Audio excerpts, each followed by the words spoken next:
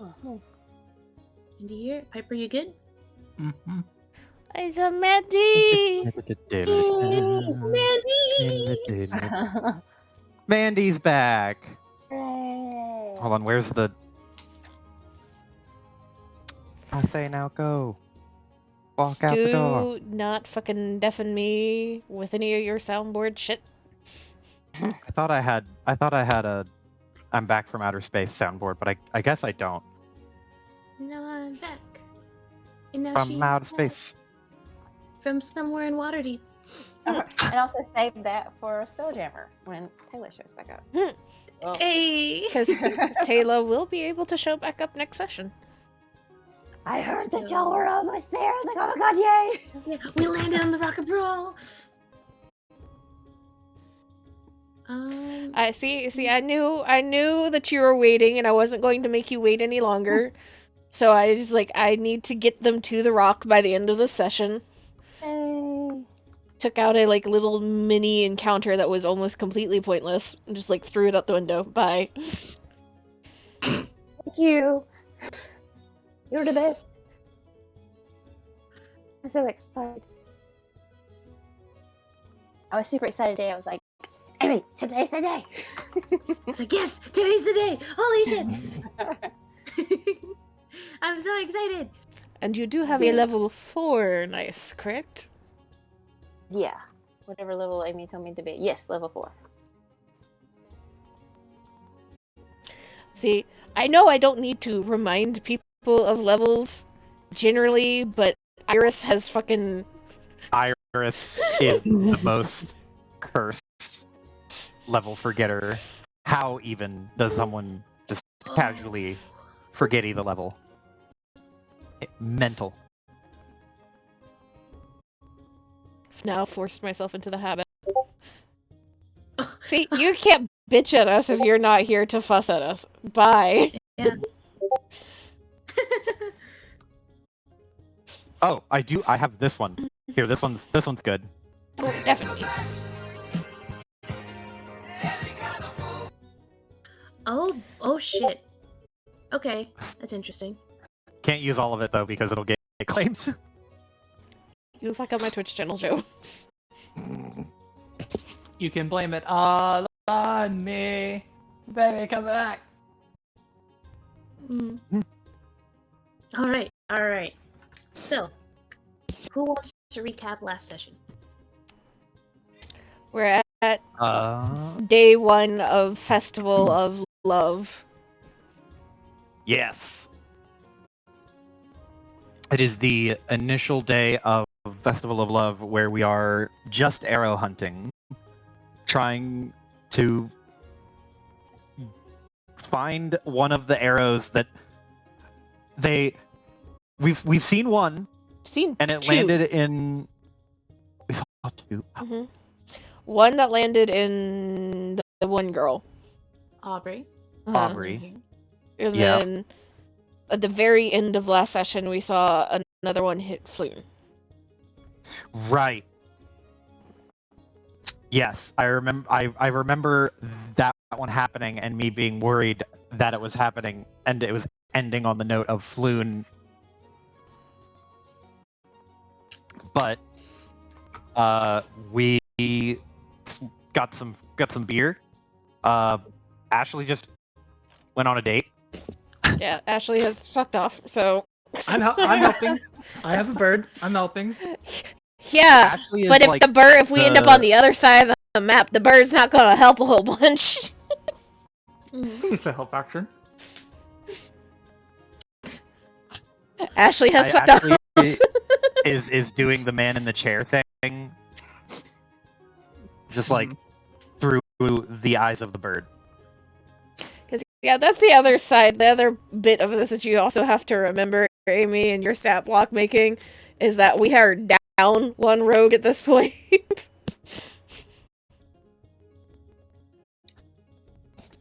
I'll show up when the fight's ready. As quickly as you can manage is the point. I'm a rogue and I can triple dash. I'm fine. I will say though, just to keep the party together on certain things. Eileen does have to go back. That's fine. We can join Okay. them now if you want. I don't. Okay. Just to make things a little easier, Yeah, that's fine. because to be fair, you are also only half paying attention to her. Because of Bird. You're on the lookout for arrows. But yes, she is very, very awkward. When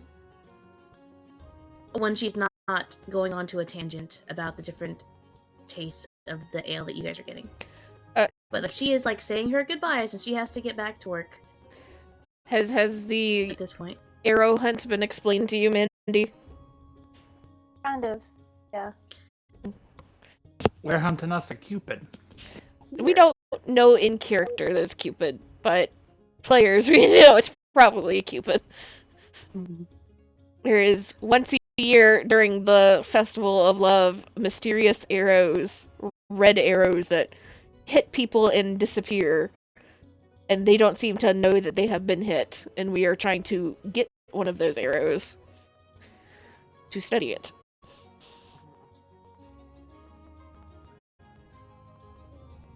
Mm-hmm. And like that's pretty much the quest from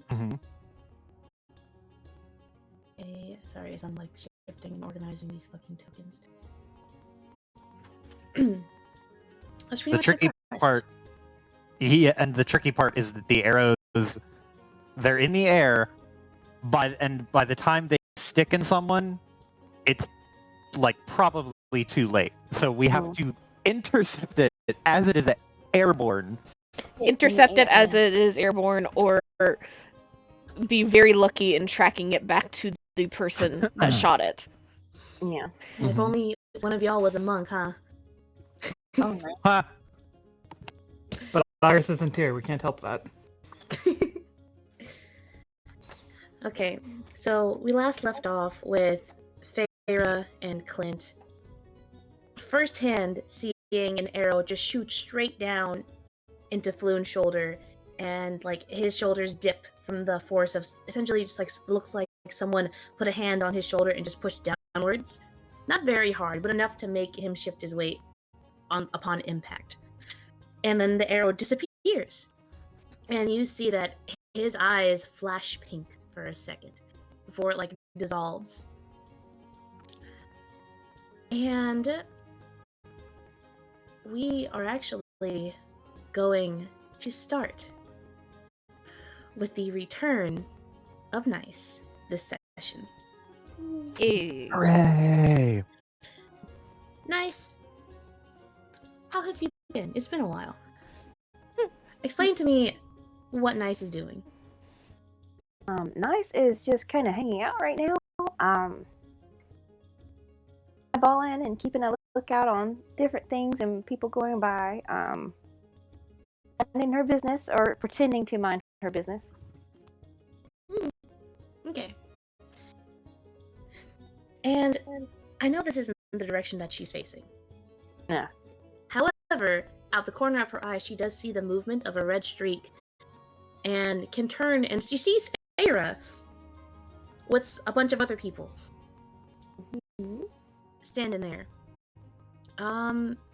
She would also recognize everyone but Clint. Because she has met Volo and Floon and Rainier. Yeah, she knows them all. The only outlier here is Clint, as she sees Feyre talking with them. Okay. And this is like 1 second after the arrow hits its impact. That's what draws Nice's eyes to the situation. She see the impact or just see the red streak go across? She probably saw the impact. Because, like, she's fucking Dex rogue. She's fast. Her reflexes are on point. She will mosey on over and wherever the door is. Then go over by Farron and just tap on the shoulder and be like, "Hey, long time no see." Feyre is like, watch this arrow come down. Just kind of grimaces as it disappears, and then sees the like pink in Floon's eyes, and see this like little like annoyed twitch of her tail And right about then is probably when she gets like the tap on the shoulder. And so you get this like at first kind of like grimace unhappy expression as Feyre's just like still like stuck with like, oh shit. And it turns and looks, and there's like this moment of pause and blink and then rub eye. Now look who's here. Yeah, it's been a minute. You know, I just kind of saw something fly by and hit, you know, over there. Just kind of, I don't know. That was weird. Weird might be a little bit of understatement, if I'm gonna be honest with you. It's a little bit. It's a lot weird. It's a lot weird. Probably just a stronger word for weird. I don't know. Maybe. I don't read. And where the fuck have you been? You just up and poof and gone. Yeah, handling business. You know, just kind of doing some stuff. Some stuff. Hmm.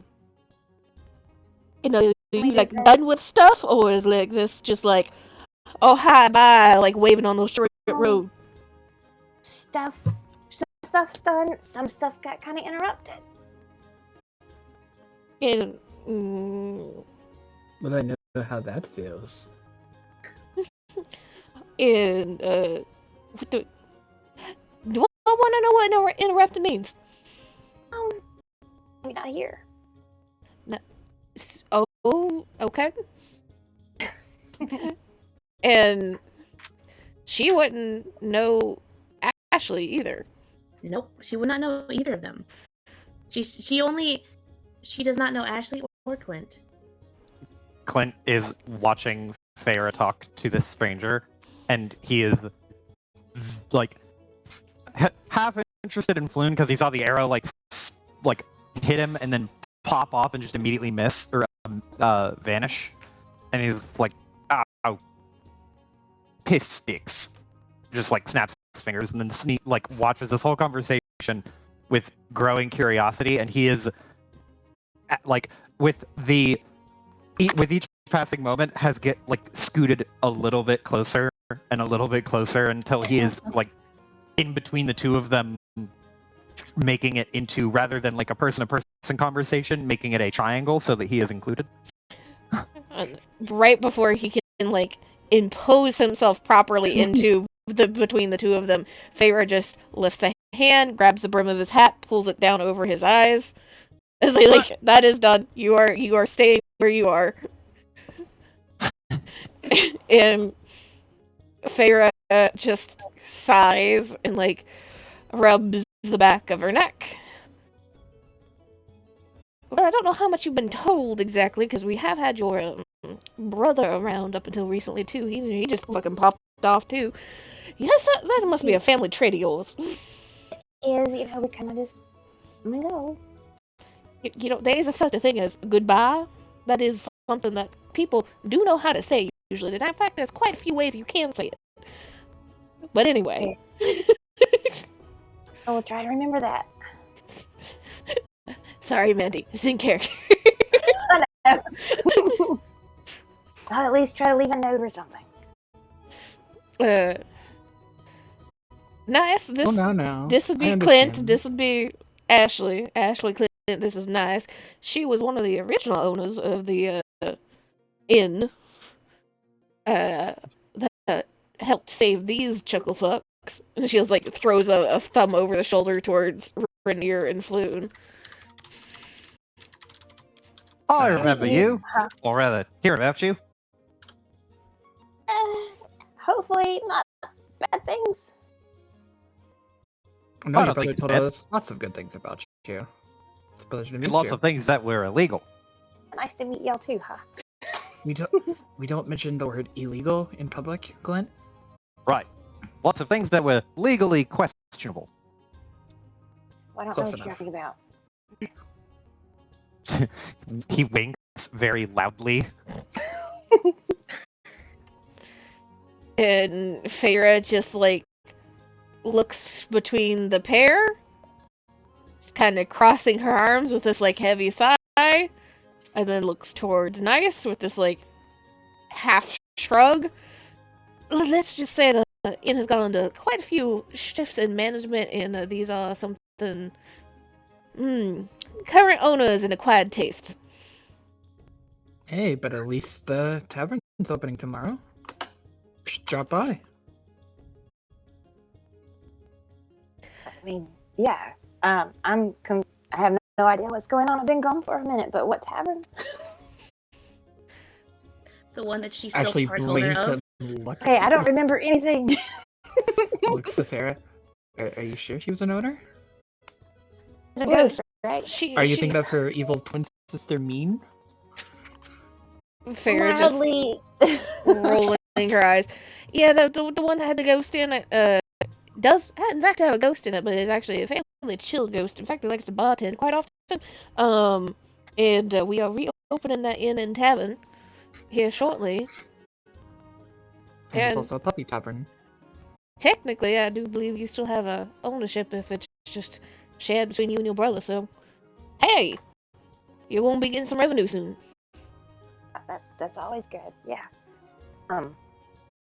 So,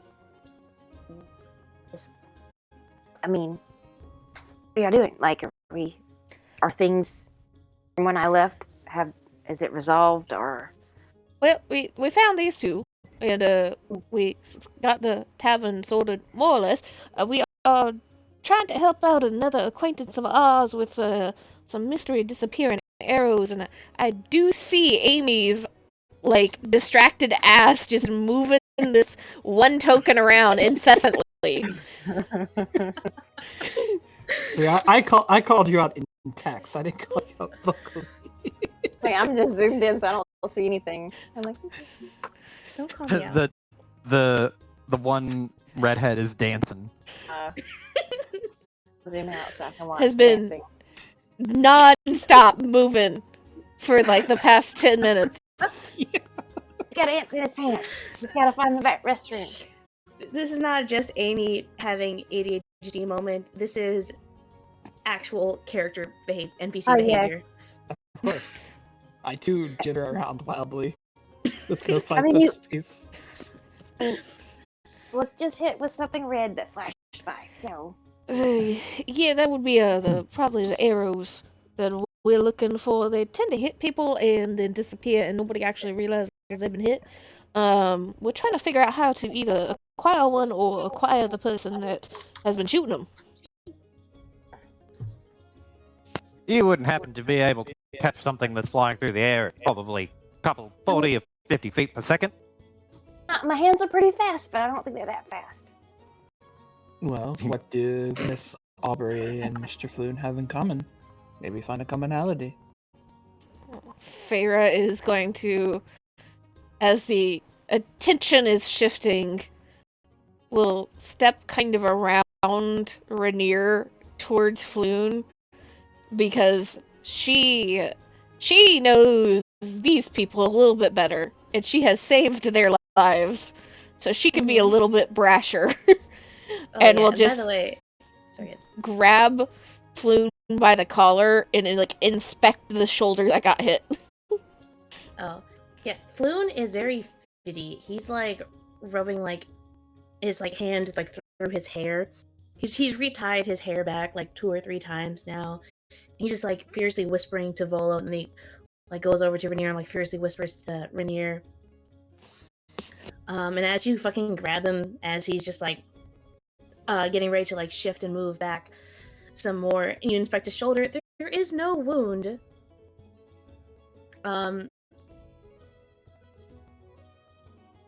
Roll investigation. Investigation is not great. Ooh. Hey! Hey, shit. let's fucking go! Holy shit, okay. Alright. So, you go and you, like, just grab a hand and, like, pull him fucking closer, and he's a pretty fucking tall guy. Like, how tall is Feyre? She's like 6'1", something like that.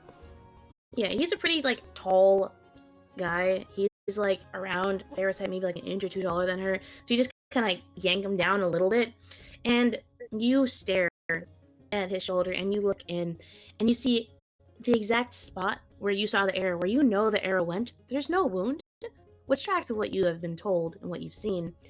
But you notice very faintly that there is the very tiniest sliver of a hole in his shirt, just big enough for an arrowhead. And as you watch, and as you look closer, you see a very, very, very faint red mark through his shirt that is slowly fading. And as the red mark on his shoulder, on the skin, slowly fades, the hole in the shirt starts to repair its, as some of the magic lifts off from his skin and floats into the fabric and essentially mends it back together.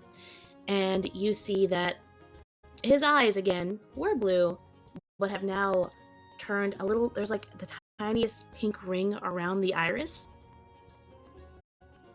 As during your conversation, it has in fact kicked in. And Floon looks at you, Feyre, and you see in his eyes the pink ring form as the hole is mended. And he looks at you, and you see he just blurts out, "Okay, I need you to help me. Where can I find chocolate-covered raisins?" Chocolate covered raisins. Yeah, it has to be a particular one with specific caramel chocolate mixed in to the milk chocolate, and also topped with dark chocolate shavings. Look, I completely forgot until now. I need to get my wife something. And that's her favorite. I can't. How did I forget? I forgot until right now. How did I forget? Volo, how did you let me forget? She is going to reach out and very purposely, like, finger under jaw, push it up, make him shut up. She shuts up. Is, like, the ring kind of staying, or was it just, like, it formed and then it disappeared again? It's staying. Well, that'll be interesting. I think we know how we can at least find the people that have been hit by this thing. And she will kind of, like, grab him by the shoulders, spin him around, and kind of, like, push him a little bit so he's kind of leaning down to be a little bit more eye level with Clint, because I know Ashley and Nice are both a little bit shorter. And she will just kind of, like, tap his temple. See something fun about that? Clint will lean in really, really close, like nose to nose. His left eye is closed, and his right eye is examining Floon's eye. Like, it's like peering into a telescope, and he is just, I'm not sure what I'm looking for. You see a little bit of pink. Oh, That's I not thought that natural. was just his natural eye color. No, that's magic. And she will spin Floon around and point him in the vague direction of candy stalls. He pats Feyre's shoulders, like, okay, I think I still have. Oh wow, how much of this did I spend on ale? Oh shit. Okay, I'll figure it out. I have to get her favorite. How could I forget? And he's on his way. Well, he's a good distance away, and Clint just waves goodbye and just goes, "Good luck with your wife." Now back to business. So we know who gets hit, because they get all pink-eyed. But not in, like, the normal pink-eye way. So... You didn't really want that one anyway, right? No, that's not something anybody wants, really. But whatever magic is making them get all pink eye is also healing the wound from the arrow and also mending the clothes that it breaks. So there's quite a bit of magic going on in these little arrows. Didn't know you could quite stack enchantments up like that. Clint, bold-faced, turns to Nice and just, like, looks Nice up and down, and just goes, "Do you know anything about pink-flavored magic?" I don't eat magic, but I mean, if I did, I think the pink ones probably taste pretty good. Rubs his chin and like seems to consider that for longer than it would probably need considering.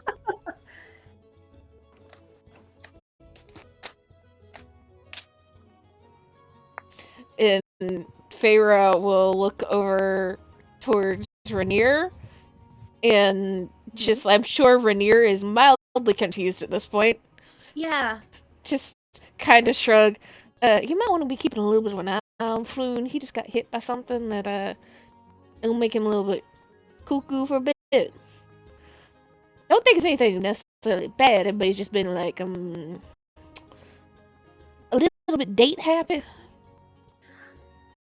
And Rainier just like he's finished his like very small glass of ale, and he like sets it down on like a little outdoor table that they're all like chilling next to. And as he says, you know, this isn't very out of the usual. This kind of happens every year. Uh-huh. I don't know Insight check. Yeah, he's like, what do you mean he got hit by something? This is just what happens every year. You can roll insight. I want to know if he's fucking hiding shit. But I don't know. You did the exact opposite of me. I want the record to show. I didn't say it out loud, but I was looking at the nat 20 as the first roll, and I was like, I don't think the next one's gonna be. Not I don't only think it's that, gonna be, but it's probably gonna be a 1. not only that, theirs was a nat 20 plus 1, whereas yours was a nat 20 minus 1. Yeah. Perfectly balanced. So Clint, Perfect. I he want to screenshot this. Clint sees the fucking this dude mention like, yeah, this is pretty normal. Clint immediately suspicious, leans in real close and rubs his chin and just goes, it seems pretty normal to you, doesn't it? Like it happens every year? Maybe like when you're here? You wouldn't have anything to do with this, would you? Of course, if you did, you probably wouldn't tell me. After Feyre- the mage hand to flick him. Feyre just like arms, like not hands on hips, like was looking at Rainier, head slowly turning towards Clint. Now, see, I know you know better than this because you use a gun, so you do know something about trajectory. How exactly is he gonna shoot straight down when he is sitting right beside the person you're shooting? Well, couldn't you technically just aim it up in the air? Yeah, that comes The- straight down. No, not like that. There's still an arc. Wait. Clint, But you can make it a really small arc, if, just like straight up in the air. No, Hold on. here. Got shot? well, yeah, you didn't see the arrow, did you? Who shot? Where'd the arrow is he okay? Like Wait I a said, he's minute. just a little bit You're cuckoo. trying to distract me with this play and dumb act. Well, it's not going to work. I bet you probably rigged some machine up somewhere. He's going to start looking towards the roof.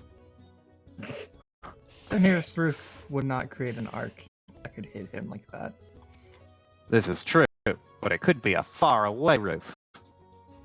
Could also be a fairy or somebody else that can go invisible. You could have paid someone to do it. And Feyre just like hands to face, eye Down closed. Should I call a medic? No, he's fine. I could see when I was looking at his shoulder, it was all healed up. Even his clothes are nice and mended and fresh now. Whatever it is, it's like I said, it's stacked with more enchantments than I knew you could put on a single arrow. And he We really could just probably wants also enchant the chocolate-covered bow raisin. as well as the arrow. What did I say? Said he really just went after some chocolate-covered raisins. I think he's okay. Yeah, it happens every year. 1 minute we're Everyone all wants just raisins. yeah. Typically on the first day, we're all just catching up, having a good time, and suddenly he remembers he has to go get his wife something for the holiday. Does this happen to anybody else on a constant basis? Well, I don't hang out with everyone, but that's what happens with Floon. Most people remember their spouses on the holiday. He just remembers very suddenly. I don't question too much, I've met the woman once, she's really nice. She's really sweet. Loves her chocolate. And didn't Clint's girlfriend, whatever, also have memory problems? He just waves a hand and he just goes, "That's different." You sure? Above table, I think it's called. Is it synesthesia, where you can't remember faces? I can't remember. Yeah. Yeah. Yeah. That's just an Aubrey thing. Yeah. He. Yeah. Clint just waves a hand and he's like, "Nah, that's a medical thing. That's not magic and arrowy. That's way more nonsense." Just trying to find a commonality. Let me think. Clint They puts a both hand to look his chin. rich. Could be targeting rich people. Yeah, Floon's not rich though. That would be that one, and she shirks her thumb towards Rainier. Ah, Oh, you roll insight. all of us roll insight? Mm-hmm. Big money. Decent money. Insight.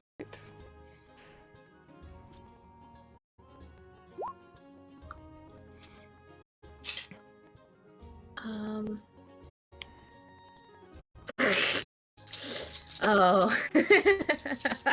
Was it DC 20? No, I'm laughing at my rolls. Oh. So you say that, and Rainier just doesn't react much. But you guys see Volo just fidget a bit, and get very, very interested in. He pulls out a scroll and just starts scribbling circles, not writing. But you see his eyes just shift back up to the person who said that, and then back down to the paper, miming writing. But everyone can see that he's just drawing circles on the paper. You can practically see him fucking whistling of do do do do, and I You don't know, Rose told me that you anything. were bad at hiding things. Man got a nat 1. Wait a minute. Clint turns to Volo and just goes, "Are you the accomplice?" Me, I don't know anything. I know some things, but I don't know anything about the arrow. But I do know about. I heard rumors about Floon. Volo, do we have to have the same discussion again? Which one was that again? I remember discussions. Which one? About was it again? answering the fucking questions? Well, it's. I'm. The great Volo is not at liberty to discuss such things that are outside of my. The great lane. Volo's got his head so far up his ass that he's just about to suffocate if he don't start talking. What do you know? That is a good point. All right. So he leans in a bit, and she looks around, fucking ducks around Rainier to get near you guys all, and he's all you guys cuddle close, huddle closer. As Floon is still walking off to the chocolate carts. He's past I forgot his name, Heldar. He's gotten farther. As he just gestures for y'all to lean in, and he says, "Right, well, you didn't hear this from Volo. I would never speak about such things, but well, there is rumor that he's living off of a bribe, so he is rich, sort of." Floon is living off of a bribe? Yep. He's What? I was gonna say, Clint rubs his chin, trying to be the investigator here, and will curiously start to just question what Volo knows about this dude? Say, what do you know about this bribe? How did you hear about it? Well, the Great Volo is a master at investigation, and when I smell a mystery, I do nothing more than solve it, and I do not dare stop chasing that lead until I find an answer. And I did not stop chasing the lead until I found an answer, and through thorough investigation and going on perilous journeys to get that information, and he might have told me the other night.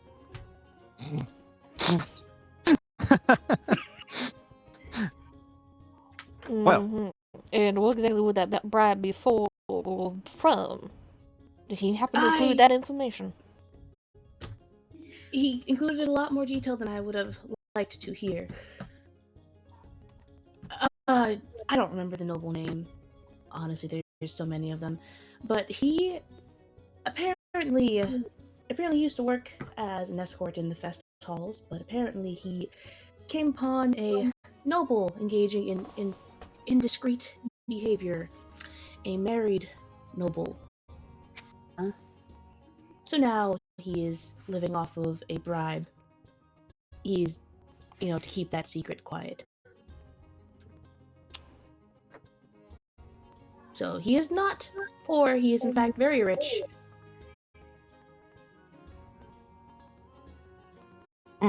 Should turn it back to Ashley. I mean, it is rich people. Feyre just kind of like straightens up a little bit and kind of like looks towards Floon. And you see this kind of like unimpressed, slightly annoyed. We should have asked him to give us some of the money. Well, if that's the case, I might be able to draw them out. I am from a noble family. Everyone roll perception.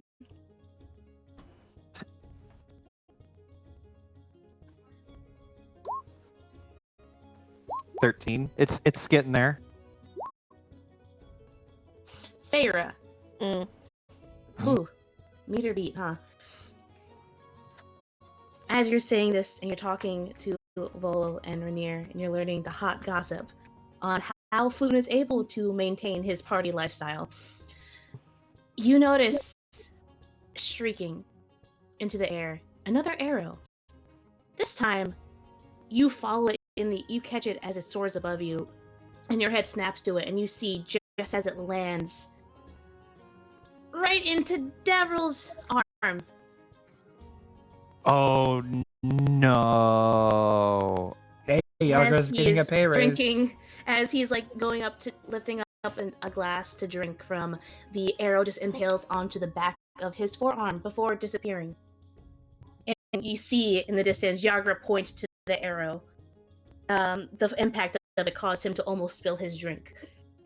But yeah, Yagra just points at it, and you don't hear her. You can practically hear her, as you know exactly. She's like, I fucking knew it! As she points. And he just looks confused at the empty air around his arm. Well, there'll be another one. Davil's going about to be cuckoo here in about 2-3 minutes, so... Wait!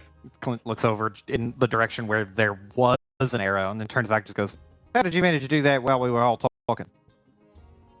Because he's not the shooter. Do what? Tell a good story? You really should read that book I gave you. It's quite one of my best works.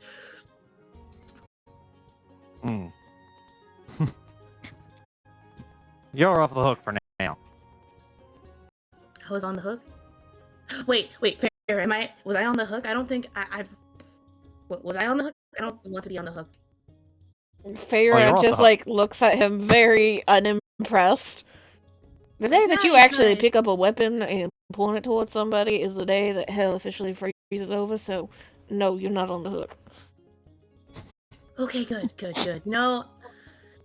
Oh, that was what I have to ask nice for help, because you'd help me, right? Nice. We go way back. Yeah. Absolutely. Exactly. Okay, good. So if I ever was on the hook, then, you would help me? Like a plot hooker.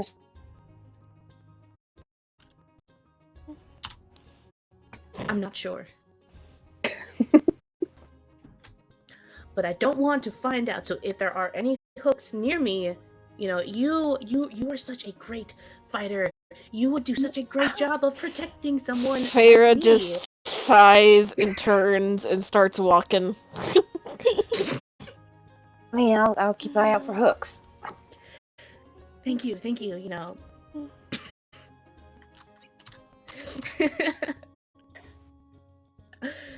He's well, just like shakes, like grabs like Nice's hand of like a very quiet shake of like thank you. Yeah. Don't mention it, like, ever. But it's fine. As you have discovered, the Great Volo can in fact keep a secret. I will not mention it to a single soul. That's right. I don't want people to find out that I'm helping people with hooks, you know? Well, I don't have a hook. That's the whole point of this, is to keep the hooks away from someone like me. Yeah, my job's that good. I've been doing it this whole time. Look, you're a natural. And you're No. welcome. Thank you. Like turns to Rainier. You see why it pays to have friends like that? And Rainier is just he has like a hand over his mouth as he just stares at this whole interaction. He's like nodding and like, yep, I need more alcohol to deal with this bullshit. Yeah, he's like, He picks up Floon's just like abandoned glass and takes a sip of it.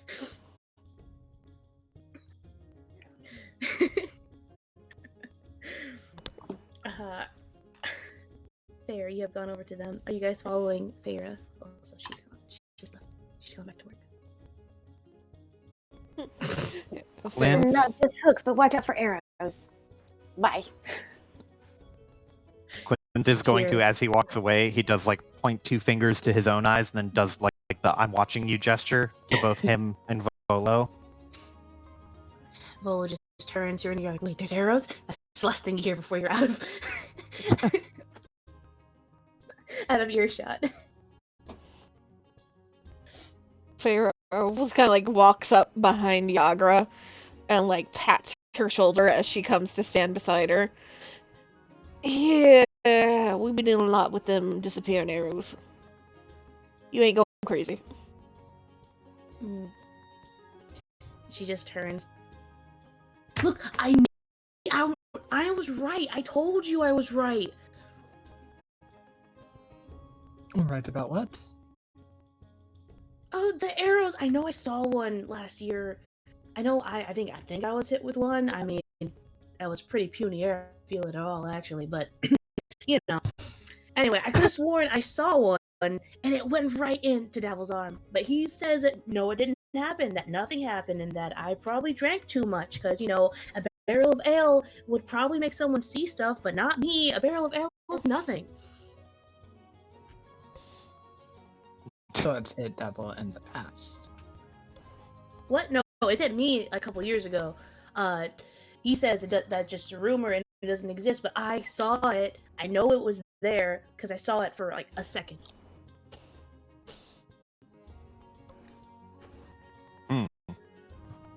Well, without saying more than that, Clint just like crosses his arms and will lean really, really close to Davil and start to inspect his eye.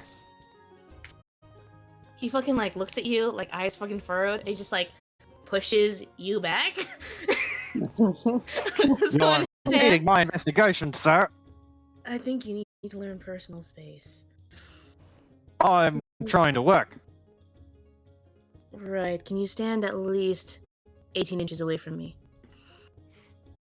Fine. Clint measures out about 18 inches.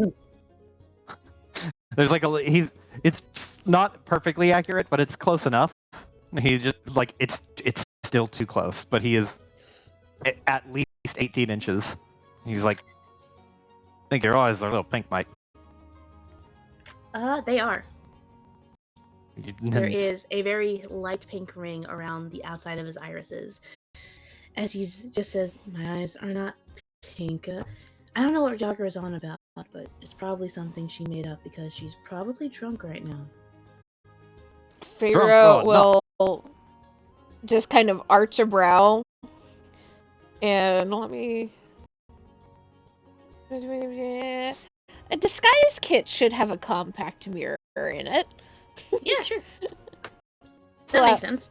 a like compact mirror and just hold it up to Davril for him to look at his own eyes. He'll like take the mirror and he'll inspect it.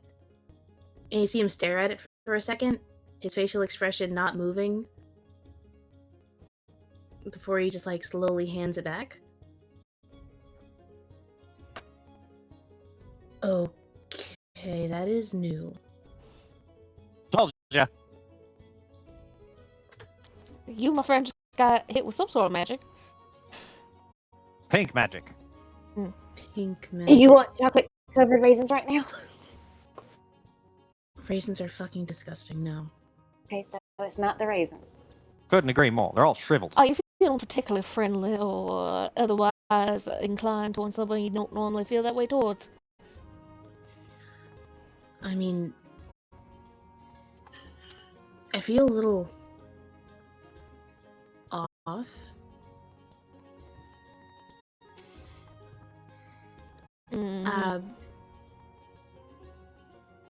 I feel different, for sure, but it's nothing major. More lovey-dovey? Excitable? Happy? Do you feel pinkish?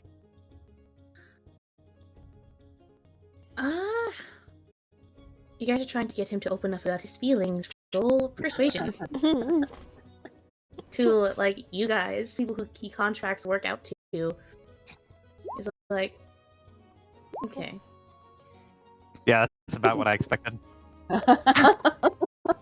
Okay. You can tell me. You don't have to tell everybody else. You can tell me. Fair just would. I feel like Fair is just like, I'm not gonna ask this. Well, to be fair, I feel like hers was like the most like straightforward business like. Mhm. Mm-hmm.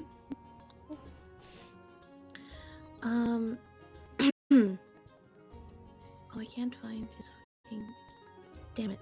Whatever. Uh.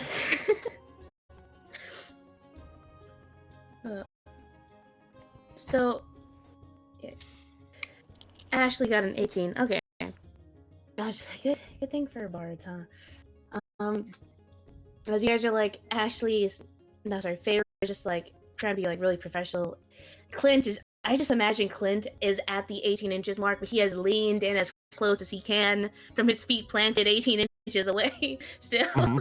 Correct. Mm-hmm. And he just looks so like confused. He's like, "What the fuck?" And then, what does Ashley say to get him to take this question seriously? It is important.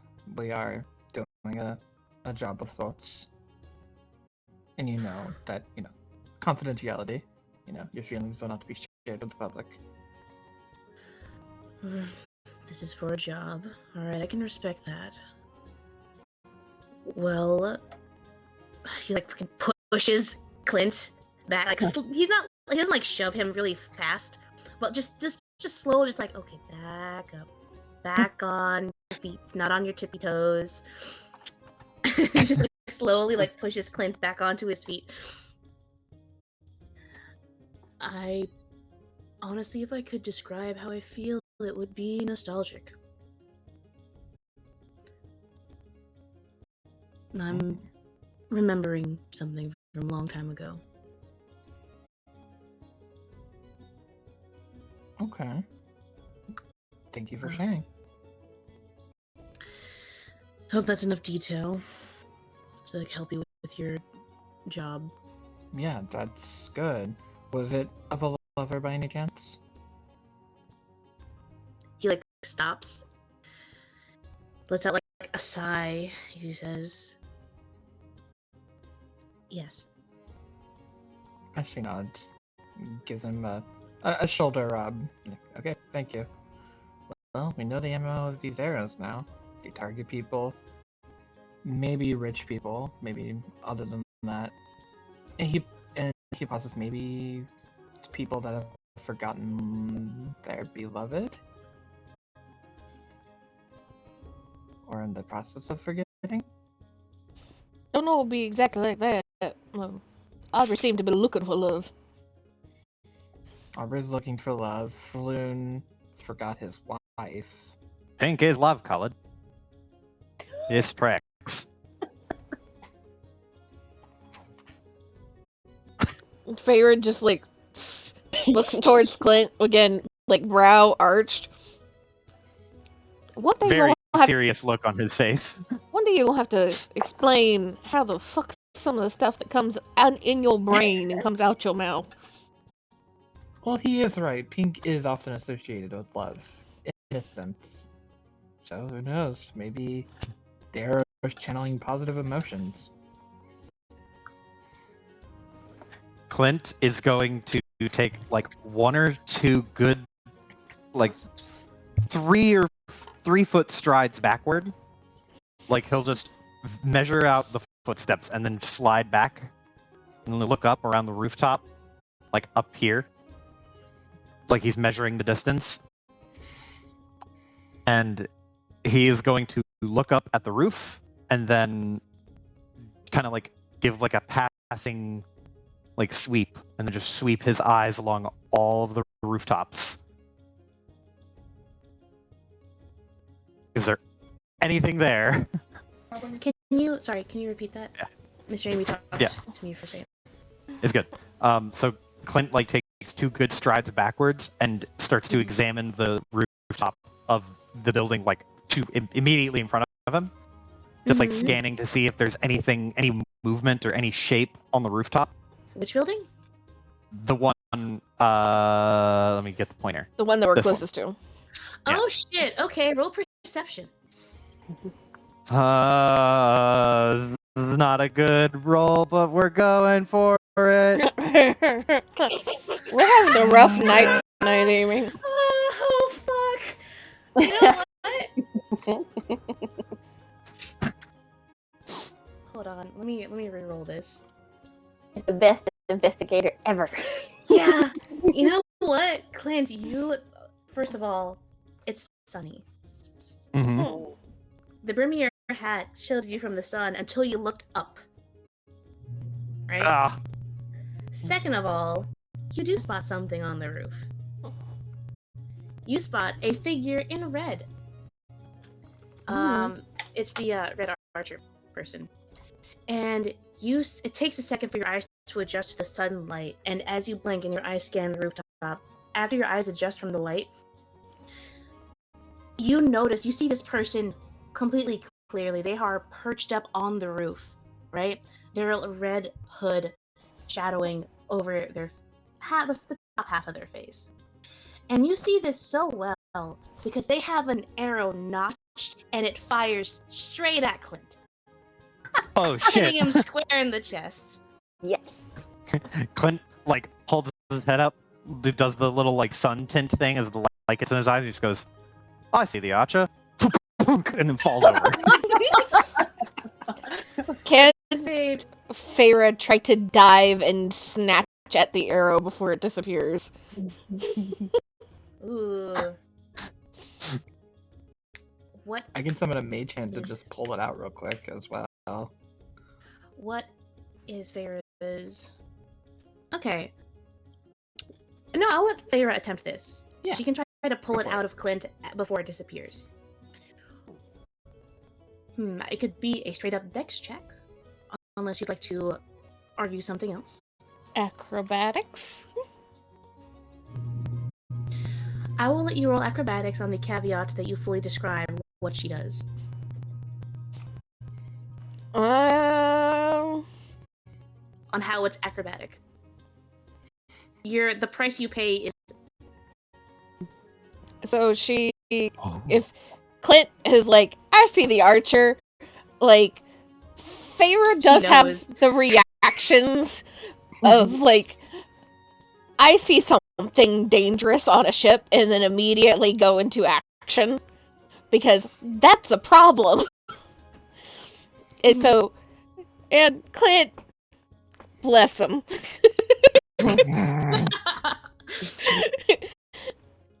So he's like, I see the archer, and she just immediately takes one huge stride,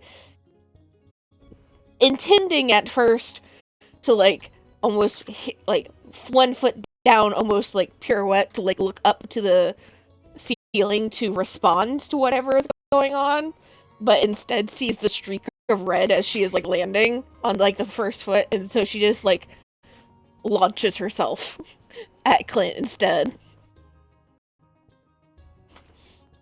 So you just have the fucking 6 foot tall tiefling jump. I don't know if Farah's physically strong or No. stronger than Clint, but I imagine she is more broad than Clint. Clint is a small, kind of lanky dude. He's shorter than her too. 24? Yeah. Holy shit. Clint still gets hit, but because of that and Farah rushing in, just the instincts on point of as soon as she's experienced this before, where someone on a ship has pointed out something dangerous and then immediately gets hit by it. And she rushes forward, and Farah, you're able to pull that arrow out. However, you see that it is fading, and at the point that you pull it out, it was already starting to fade. And as you pull it out, you see that it is essentially half transparent. But you got it in time that it's still a physical material. It's just someone went on Photoshop and turned down this turned The up opacity? turn down the opacity of it. It's at 50% opacity. And Clint, Yes. how are you doing? You just got, essentially, it feels like someone not very strongly hit you in the chest a little bit. It was not like an actual punch, it's as if someone just pushed against your chest. For a second, Clint is expecting to be reeling from the blow, as if he had braced himself to be thrown onto his ass. Mhm. And he wasn't. Just from what it sounds like, he is hit by it, and it does give him a little bit of a poof to the chest, but not a big one. So he's way more braced than he needs to be. And then Farah comes in and just swipes the arrow clean out of his chest. And there's this confusion moment where he understands the logistics of what happened. And he's whoa, looks down at his chest and does the two-hand feel around his chest to see where the arrow went. Checks the part of his shirt where the arrow stuck him, and then looks back up at the roof. Is the dude still there? No. Bastard. Clint looks up, sees no one, covers his eyes again, and just goes, damn. That guy's fast. Also, ow. And, rubs a little spot where the arrow pierced him. And then we'll look at the arrow. Is it continuing to fade, or is it just faded? Nope. It's at half opacity. Essentially, while it was inside of someone, after it hit someone, that would fade. Because Farah pulled it out, it has stopped fading. Oh. Sees it. It stopped. Is it disappearing? And it's a full arrowhead shaft. Yep. Fletching. Okay. She's got everything. Give to Bard. Well, shit. You can't have a character ask. Good sir, may I possibly lay hands upon this arrow of yours? Farah's kind of examining it first, and is it crystalline, or is it standard arrow, or is it? It's as if an arrow, a standard arrow, was at half capacity, but you can still see that the, shaft of the arrow is itself is like she has it in her hand. She can see if this was at full capacity, it would look like a normal arrow. However, the shaft of it would be clear, and the inside of that clear shaft is she can see like pink on the inside. Well, not pink, red on the inside. It feels like wood and everything, though? Yes. It feels like wood. It's as if wood was transparent, and then inside of that transparent little wood tube was essentially, I wouldn't say like dust or cloud or like energy of just red inside of it. But essentially it's that, but at half capacity, half opacity. Like the shaft is still like filled with that red substance, sort of coloring. It's like a red coloring almost on the inside of it. She'll examine it for a second and then hand it over to Ashley and like kind of lean down, like eye level with where it hit Clint, and like peeky into the hole in the shirt. I will use identify on this arrow. While they're doing that, Nice is on the roof looking around to see if she sees the archer anywhere else. Okay. So, alright, first of all, Feyre, you see the same thing you saw in Floon. The wound is gone, and you see the magic is repairing Clint's shirt. Ashley, identify takes time. Nice. Like, Ashley have started identifying it. However, Nice, you're on the roof. I'm not gonna question how fast you got on the roof. Because that just... She is thief. That's her thing. Yeah, you're literal thief. I'm not gonna question how long it takes you to get on the roof. Amy understands. She's yeah, like Parkour! yeah, exactly. It's like she's there in one wide group shot, and then it zooms in for a second, and then the next group shot, she's gone. And then scene change. Nice is on the roof now. Just silently, with just she's there all of a sudden, and she sees actually a figure with a red cloak zipping through the city. Rooftop to rooftop or on the ground? On rooftop to rooftop. And you see that they fire an arrow. Nice. And they fire an arrow, and you see as they fire it into a building that you can't see, it's too far away, but they fire into a building in the distance, and you see as the arrow flies through the air, a rope appears on the end of it, and you see right after they fire the arrow, the figure jumps off the roof, and they turn back to you just in time to notice you as they jump off and just use the rope and just zip off. Essentially, I forgot the word, but you know what I'm talking about, right? A zip line? Not like a zip line, but like a grappling hook-esque. Ah, okay. George of the Jungle. Yeah, Batman. essentially. But with an arrow that got fired with a rope attached to it, as they jump off the building and just kind of just grapple around a building, and they are gone. Shit. Are we supposed to go after that person? Because they are on that way. Fast. She's like leaning over the roof, just her head peeking over. I mean, if you think you can keep up with him, then go chase after him and just tell us where he ends up.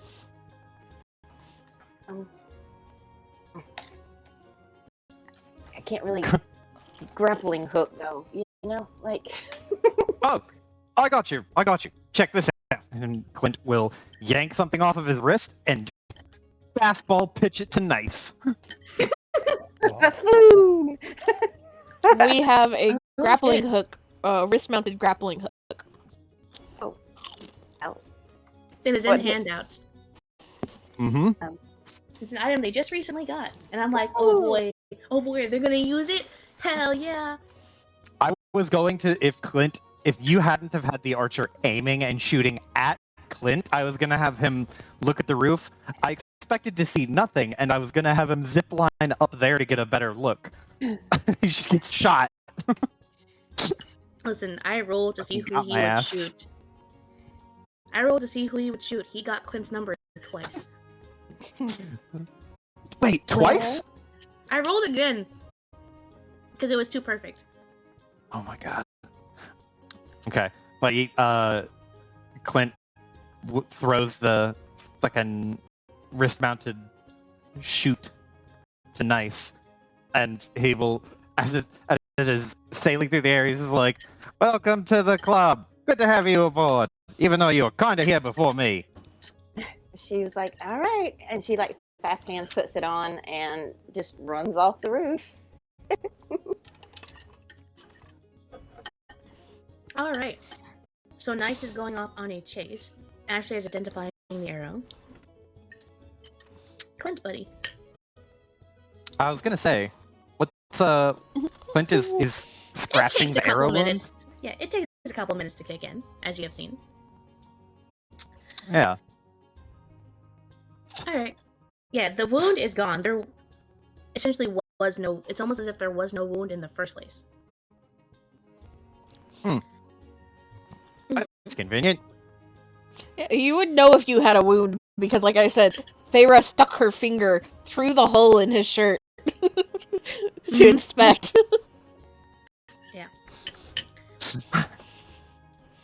All right. It's at this point in time where after Clint throws Nice the grappling hook, actually still working on that identify, that the effects kick in for Clint. And Feyre, you watch as the red mark where the arrow was fades, and a pink, Clint's irises are surrounded by a pink ring. And Clint, you feel a surge of emotion. Oh no. Now, I'd like to clarify, this is not a traditional, stereotypical Cupid's arrow, you fall in love with the first person you see. That is not what this is. Oh. Okay. Mm-hmm. However, it's as if someone essentially shot you with 50 cc's of love. Of romantic love, essentially. You don't feel forced to do anything or forced to fall in love with someone at all. However, you feel a ton of romantic, essentially like love that you could have for someone hit you all at once. It kind of starts slow as the irises slowly start to turn pink, but once they fully start, you just feel essentially almost an appreciation for the emotion that it is of how it feels to love someone. Whether Clint has someone in mind or not, the effect is the same. You feel you can have him interpret it as feeling the need to look for someone to experience this emotion with. Example, Aubrey. You could have him have someone in mind that is established relationship, and oh my goodness, I need to get them their favorite thing because I love them. I need to show my love for them. Example, Floon. He wants to go get his wife's favorite candy. Or it could be like Davil, where he is remembering the feelings he had for someone long ago. Ah. It's like a love potion with like the concept of consent shoved into it. Yeah, that's exactly it. Yeah, thank you for understanding this whole thing, or where the idea stemmed from, because I don't like the stereotypical fucking concept of fucking Cupid arrows. I think it's creepy and weird. I think mine are better. It's more so the emotional aspect of it. I like this. And Clint, like he's looking up at Nice, and then he kind of nods his head, and he will just kind of look around, and there's a kind of like imagine you're a kid and you walk into one of the coolest stores that you ever get to go into, a Lego store, but instead of walking in the front door and having the wonder like slowly build as you walk further and further in, and instead you are just dropped into the middle of it, and all of a sudden you are inside the coolest Lego store you've ever been in. Like, Clint just turns around and there is a look a little bit of lost, but also like wonder / bewilderment, and he like kind of starts like tapping his foot, gets a little restless, and then he'll do like a spin around and start looking, and there's vendors and other like food carts and stuff like that up, right? Yep, so many. Okay. Then Clint will look. Vice is, I guess, it's on the roof, ziplining away, I imagine. So he looks up, sees that she's gone, and then kind of scrunches his nose. Then he'll turn and start to like hustle over to a nearby food stall. And he's just going to grab like one of every kind of sweet that is available. Like, doesn't matter what it is. Cotton candy, like Twizzler, fucking chocolate dipped, whatever, except raisins, because he does not like raisins. But he will get one of every kind of sweet, however much gold that costs. And then he will just walk back with like an armful of treats, and he will just hand one to Feyre. Like, present very as if it's like, oh yeah, this is of course for you. Fair kind of watch, very quickly notice the pink around the eyes as it formed, and like stand back, like hands on hips, because thus far, enchanted people have not had issues per se, and she's kind of like watching very carefully, watching him go towards the food, and there's this like, okay, well, maybe it just kicked him with the hungries. That's not too bad. Monkeys. And then he comes back with just armload of sweets and hands one to her, and she kind of like blinks and carefully takes it. Thank you. It is. I'm taking creative liberties. My descriptions now, DM. He hands Feyre it is like a chocolate shaped Yorkshire Terrier, like the game board piece for Monopoly, except it's just chocolate and it has like a little bow. It's just the size of your palm. He's like, I know you like dogs, so I got you a chocolate dog. Oh, and also this, and just another thing. And then he's like, and one of these, and he'll just hand something to you, stick like a chocolate flower on the edge of your shirt, like it's a corsage. And she is very confused, just taking what he is offering, and just like, okay. Thank you. And then he'll walk over to Ashley, and he will hand Ashley like another chocolate-shaped thing. It is like a tiny vuvuzela with a like reddish bow on the end of the horn. It's like, because you play instruments, even though this isn't like the instrument you play. I figured you were a music appreciator. Oh, well, thank you very much. And this, a chocolate dove, because of the bird. You like birds. And then he'll dig around, just grab something. And it's just at this point he's out of the more creative stuff and starting to just get to the barrel of these are just treats that I have now, and he wants to share them. And he'll just hand you just a menagerie of what look like rocks, and they are chocolate gemstones.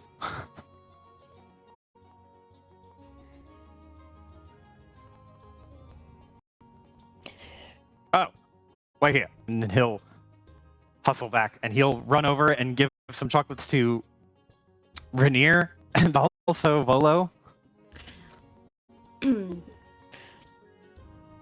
They'll take it with a smile, because who's gonna say no to chocolate? Clint's love language is gift giving. Aw. Aw. It's very sweet. He loves everybody. Mm-hmm. He'll also apologize to both Volo and Rainier and say, like, sorry, I thought you were involved with the shooter. I actually just found him. And then lost him. But we got an arrow.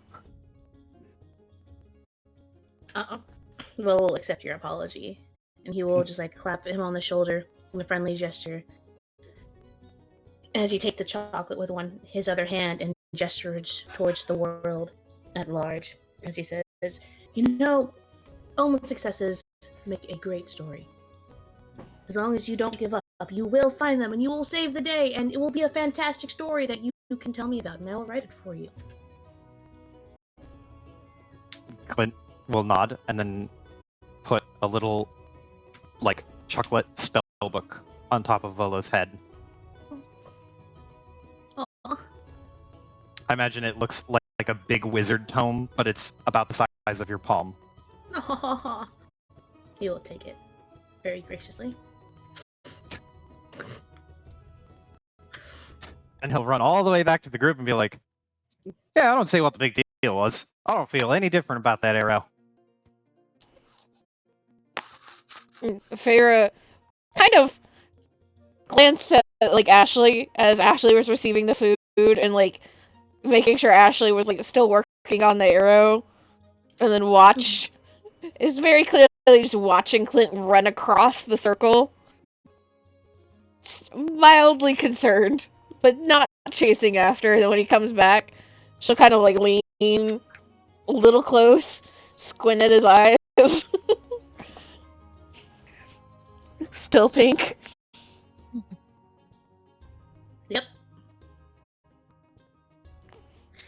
Clint, you will be feeling this effect for the next 3 hours.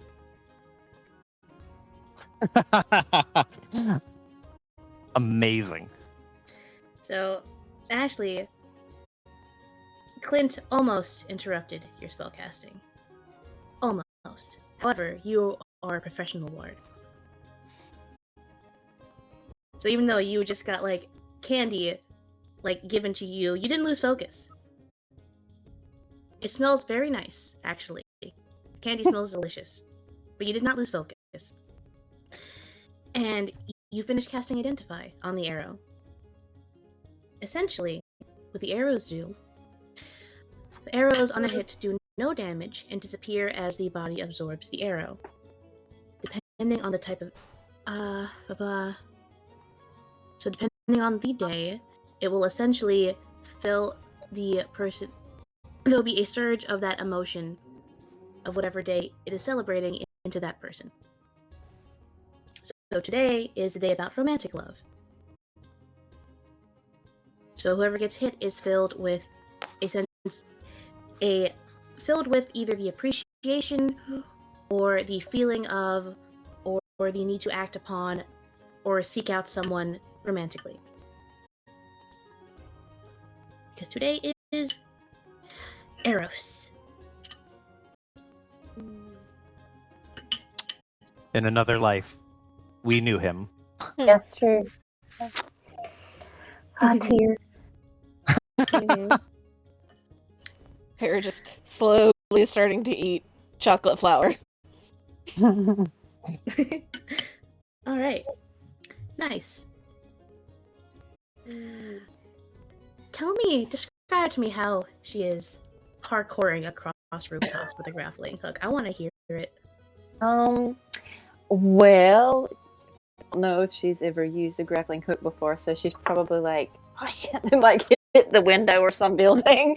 And then was like, it's fine, and just kind of like jumps over, like puts her foot on the ledge, and then alley-oops on top of the roof. I'll pay for that, sorry, and just keep going. First one or two are a little messy, then she starts enjoying it. That's right. Once you get the hang of it, it's fine. Mm-hmm. All right. So, Romy, are you trying to stealthily follow? Or are you just trying to get on his tail? trying to get there to begin with. But do you want to do that and also be stealthy? Yeah. I'm sorry, I think you cut out. What was you gonna say? No, no stealthy. Just get there. No stealthy. All right. Cool. I'm Nice. sure he has a big enough head start that if I were to be stealthy, I would not be able to find him. I'm just asking you what to roll. Mhm. So essentially, if you want to be stealthy, it'd be a stealth roll. Okay. If you just want to get up to him without just throwing caution to the wind, no stealth in this household, it'd be an acrobatics. Let's Both fucking the same, go. so it doesn't matter. I guess we'll just go acrobatics. Okay. Roll acrobatics. Oh. Oh Get no. there. Ow! Oh no. Myself with the grappling. That hurts. It's Oh, been man. a wild ride with these crits today. Yeah. God, it's a +7. Mm-hmm. But it's still. Okay. So, Nice is a thief who can climb very well. So she gets pretty close to him. Right? Like he turns down an alleyway and Nice is like, okay, I got him. He's hit. You know, she turns the corner, she's like, alright, I'm gonna see exactly where he's going to. And as she like jumps down into an alley, because he must have ducked into one of these two buildings, right? She jumps down, right? And as her feet land on the floor in like a crouch, you know, she looks up and sees him flying out of the alleyway into some other part of the city. Around the corner again, Spider-Manning just around the building, and he looks at Nice and makes eye contact. And Nice, you swear you see a smirk as he gives a little salute before he disappears, Oh, this fucking. zipping You're through the lucky I air. don't know how to use this thing correctly yet. You're I just get like a all over laugh. your ass. Yeah, you better run, you very right. acute man. That's right, making people love things. How dare. You just hear like a laugh in the wind as he disappears again. Is Nice giving chase again? Sure, I mean, I've already rolled a 1. We might as well go for it. Yeah, alright. Again, stealthy or no stealthy? Stealth or acrobatics? Your choice. And he's already seen her now, so just go for it. Alright. Here we go. Ooh! There we fucking Oh. go. There we fucking go. Alright. You know what? He stops on a rooftop. He lands in a crouch. Tell me, how does Nice catch up to him? Um, With a do 19. the whole like, That's almost yeah, a nat let's 20. do like the grappling hook goes back up and she like hits it just perfectly where it touches the roof and like Mm-hmm. jumps across and does the whole tuck and roll, but then the same like this, she's copying him and doing like little Spider-Man crouch like as she lands and be like, "See, I'm a fast learner," and just catches up to him. Where does she land? He's like perched up on the edge of a rooftop, crouched. As he Like right beside him, like in the same type of pose, and be like, "Ta-da!" ta-da! Alright. So essentially, this is your view. Ooh, I feel all Assassin's Creed. Mm-hmm. Let's fucking go. And you just hear. Does she say that as she lands? Yeah, like what are you, some sort of like assassin? No, it doesn't like I'm a fast learner. Yeah. Does she say the assassin comment? No. Assassin. I don't think he knows the game. Here. I don't think you know about Assassin's Creed, but Black Flag was my favorite. Yeah, you ever read that book? That was my favorite book. Yep.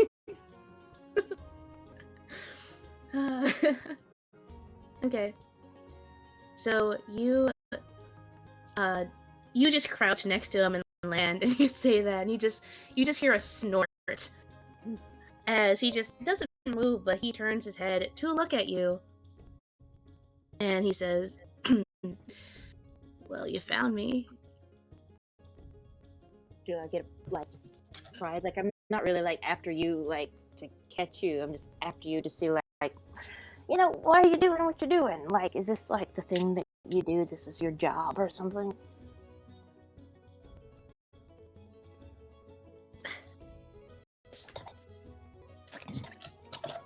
You stop it. Sorry, Sailor is being Sailor. And I'm like about to speak, you know? I'm just like, and he's just like, hey, give me attention. I'm just like, stop. No. Go bother Joe. Can you repeat what I said? I'm so sorry. like- Blame the dog.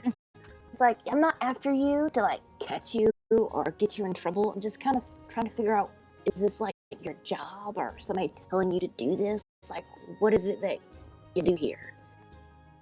Well, Other than shoot people. first of all, do you want to catch me? I mean, do I get a prize?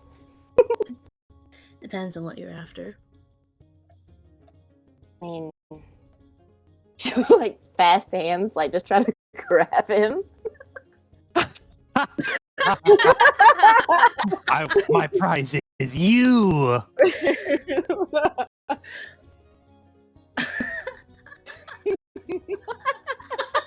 You want to grab him? You grapple him?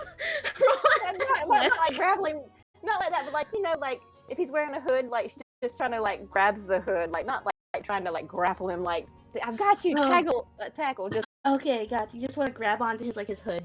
yeah, be like, how the hell I got you? Yeah, yeah. not All like right. She you're can not going anywhere, not that kind of thing. You know what? He would not stop her. He just lets her just fucking like grab, like, you see the front of his art? Like, just like grab that like front red bit of his cloak. Yeah, and As just you- kind of like. So, is there like a prize now? I don't want to be arrowed or anything. I'm just, you know, I'm fine. I love myself. That's great. You just see his like hood fall back a little bit, and you just see like a little bit of like light brown hair just like peeking out as he just like snorts at her, just like you're my prize. And she's like, well, if you really want a prize, I could just give you a kiss, and we can both be on our way. Or you can hand me one of those arrows. How about that? You see, I kind of need these for my job. You're like giving them away to people, so No, I'm using them on people. There's a difference. depends on who you ask. I could be using it as my prize. Do you even know what these do? Make people like chocolate covered raisins, as far as I know.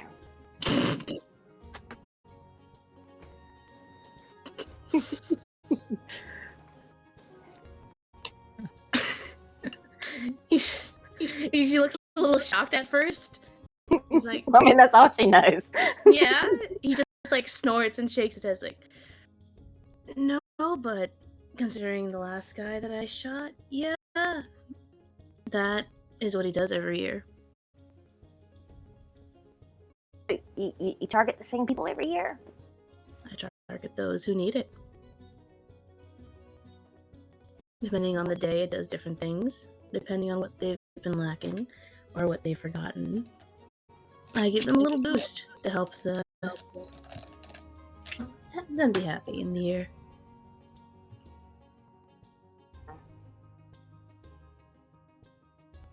So, who makes you do this? You just do it yourself? I mean, I have someone I work for, but they're more of a... It's a little complicated. Are you sure you don't want just like a little prize? And I could give you chocolate if you want. I'm sure there's raisin-covered chocolates down there. Or chocolate-covered raisins, whichever one it is. I don't like those either. Well, what's your name? How about that? Okay, well... Would you believe me if I told you my name is Archer? I would believe. Shit, cool name. It's a little ironic, I know. But you have to tell me your name now. So I know that you're not like, but you didn't catch me. I caught you. You know. You're You right. said I get a you're prize. asking. And I offered a prize of a kiss, and you rejected the prize. So No, we were discussing options for prizes, and you agreed to give me your name. well, my name is Archer. Mhm. He's gonna like reach up his hand, and he is going to grab onto her. Does she have a cloak or a shirt? Something floaty to grab onto?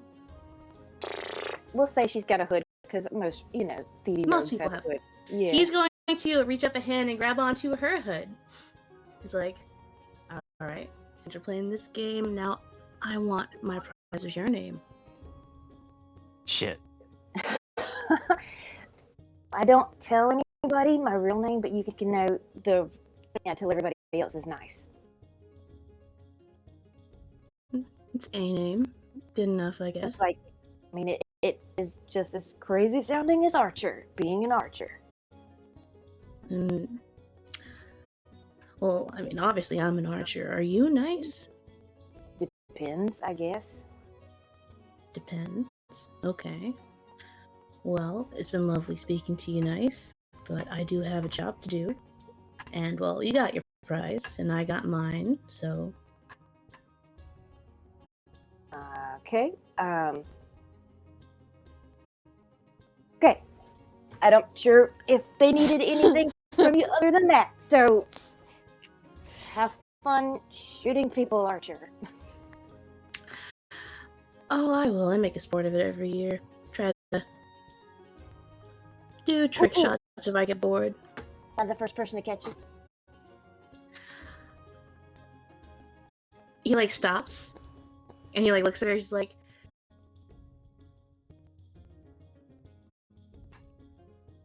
You know, no one's ever really tried catching me before. So yeah, you're right. You are the first one. Congrats. That's my prize then. Okay. Well, careful where you aim those things. You know, you don't want to shoot somebody's eye out. Oh, I never miss. And she'll just dive backwards off of the roof, kind of roll back. He's going to fire an arrow into a building across the other side of the festival down below and swing off to another building. Oh yeah, I'm not going to stop him. Like, he seems pretty nice fellow. He's not doing anybody any real harm. Cool. Nice just walks back. Not parkouring, just kind of walking back. You walk back to meet up with the rest of the group, who, at this point, has had so much chocolate. When you get as you get closer, Clint will see you, and he will run over to you, and then put a chocolate daisy, tucked into the collar of your shirt, and then he will put a little. It's like a snake. It looks like a what's the fucking thing? An Ouroboros. It's a little chocolate Ouroboros, and he will hand it to you, and he's like, I think it's a bracelet, but you could just eat it. Unless you want to wear it as a bracelet, in which case, you'd probably do better to put it on yourself, because I might trying to break it. It's because it's chocolate. Trying to put it on. Okay, well, do you want yours back? And she, hands out the grappling hook. Oh. No, you can keep it. Okay. Oh, well, guess what? Thank you for the chocolate. I caught him. Let him go. No, you caught. Where is he? And Clint, looks around and doesn't see anybody. He went that way, but I don't know what I was supposed to do with him once I got him, so we kind of just... And I got his name, which is... You'll never guess what it is. I guess. What is... Hold on, let me think. Start thinking. It's kind of like job... it pertains to what he does, which is kind of funny. Roof. Jump. Bow. Close! He points to Ashley. Arrow. Get in there! Marksman. Oh, you're getting super warm with that one. Pink. Go back to marksman. Gunner. No. Stick with I the know a arrows. gunner. Is he? 2 syllables. It's with A. It's with Farrah, do you know a 2-syllable word for someone who shoots arrows It's with and A. like It's with jumps R. around? Launcher. Launcher's a 2-word. Farrah is just like watching this, and if she was not already silver-haired, she would be actively watching the gray. It's Archer. No, I thought it was kind of funny. Oh, that- why didn't you just say so? Oh, that makes a lot of sense. I think gunner's a better name than archer. Just saying. Well, I mean, he doesn't gun people down. He just kind of shoots them with arrows. So I can see it. Did you find out He anything works for other than someone. just? Did you find out who he worked for? They wouldn't come in. And, you know, I didn't want to get shot, so.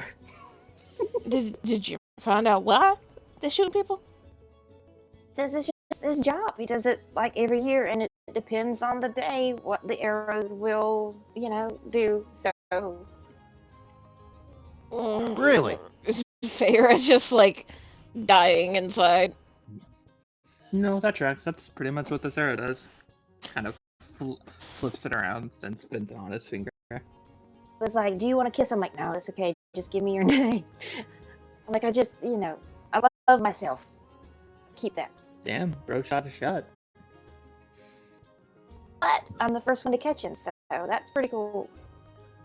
Well, first one, huh? That's impressive. Also, good work. I hope you can make good use of that. Like, does like a little wrist, like gestures to your wrist, and just goes grappling thingy. I Yeah, haven't I even mean, used it it took yet, me- but I shot it indoors once. Broke a window, but you know, it's fine. Oh man, I broke something too when I shot it. We have a lot in common. It's good to have you on the team. I mean, was I supposed to catch him though? Like, oh, yeah. I mean, I was always on the team. Good to have you on the team. Good to be here. Pulling seniority.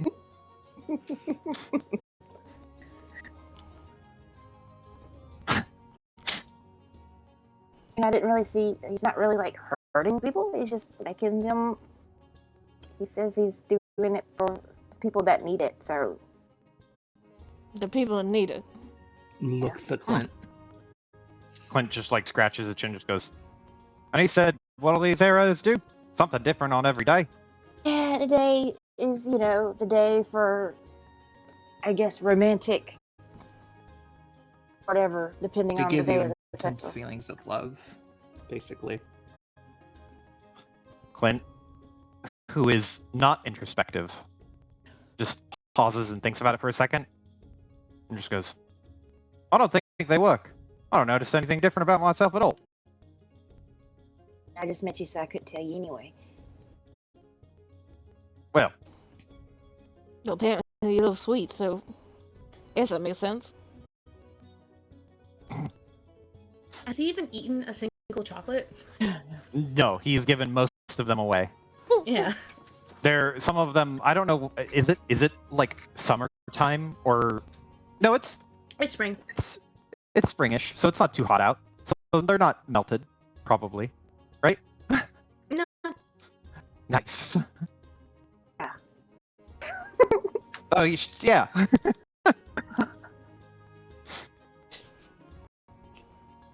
I hope you all can feel the palpable. Just what the fuck am I supposed to do with this party right now? And I just, didn't know what to do with him once I got him. And I had a feeling that I probably was allowed to catch him. No. So all you found out was that he works for some vague someone and claims his name is Asha. Mm-hmm.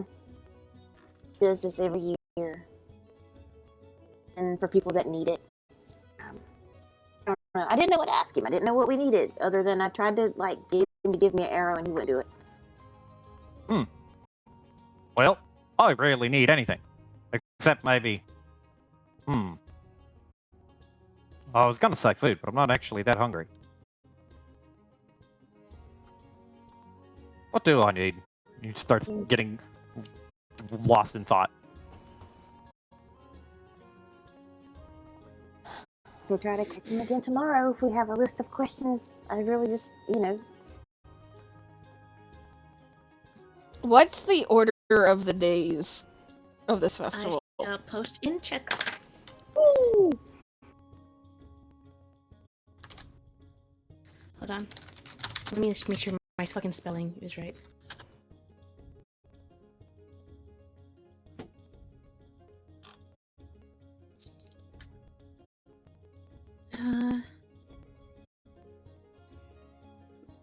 Okay, yeah.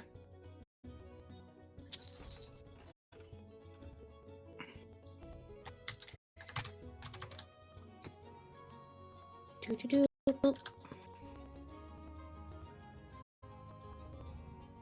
Romantic, affectionate, unconditional, selfless, playful, committed, and self. Aw. And there is a week-long festival. Each day celebrates each type.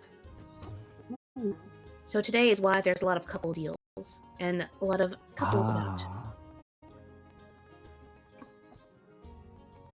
Okay. And we've been told that, like, the arrows, like, happen all week, not just first day. Yes. Okay. They Essentially, there are arrows every day of the festival.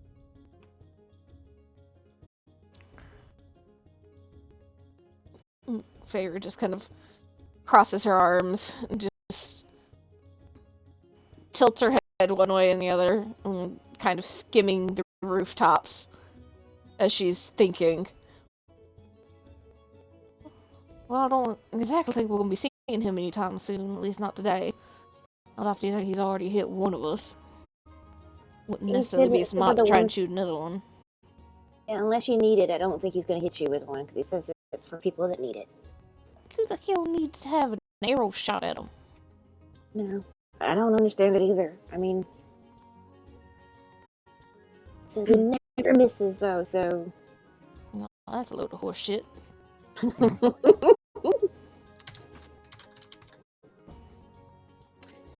will also clarify that, I don't know if I stated it or not, but he said that he shoots whoever needs it or is missing it. Needs or missing. I clarify myself. Okay. She, like, looks at Clint. Like, so? Did you need or miss something? Something. Probably. He starts to, like, think again for a second. And his thinking faces are very, like, exaggerated, where he's, like, looking to the up left corner and his eyebrows both they go in opposite directions, and he's just, like, really concentrating. And he just goes, I can't think of anything off the top of my head that I need, but I know something that I would like.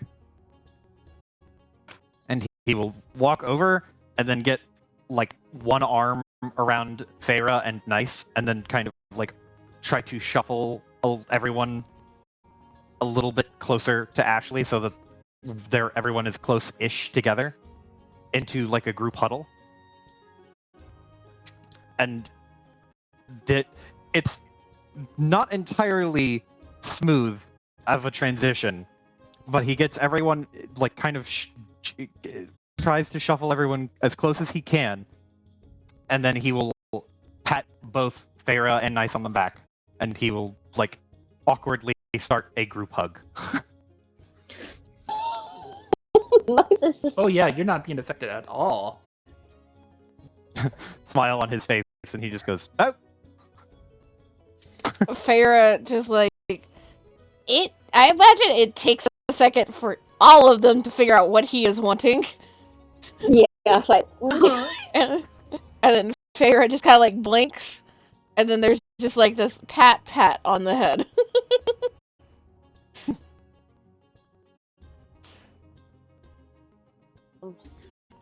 She just kind of, like, awkwardly, like, puts her arms around Full and just kind of like, yeah, talk, and then backs away.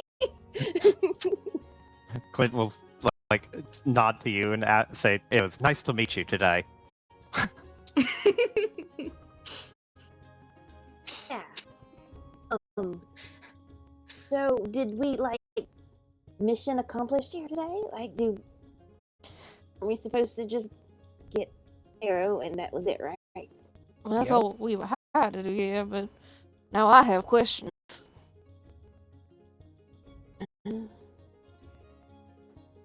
But this should, at least, think, because there was no specification on exactly what exactly needs to be in this arrow and the relative state of it. This should settle our contract and get us the rest of the money. Yeah. I mean, if not, I can try to catch him again tomorrow. But I mean, I really don't. Oh, it was nice this time. He might not be nice next time.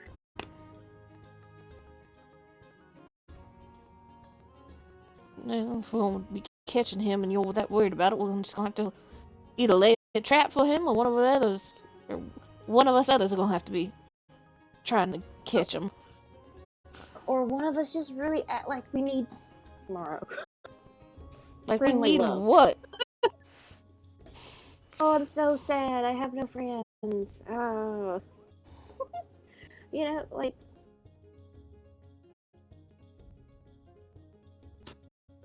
Clint, this whole time, has just been like he has a normally passive look of like goofy smirk across his face, but this one is particularly like happy and pleased with himself, and he will just shrug and be like, "Huh." And he'll look to everybody and be like, "Who of us could do that?" Convincingly. Ash stealthily looks to Farah.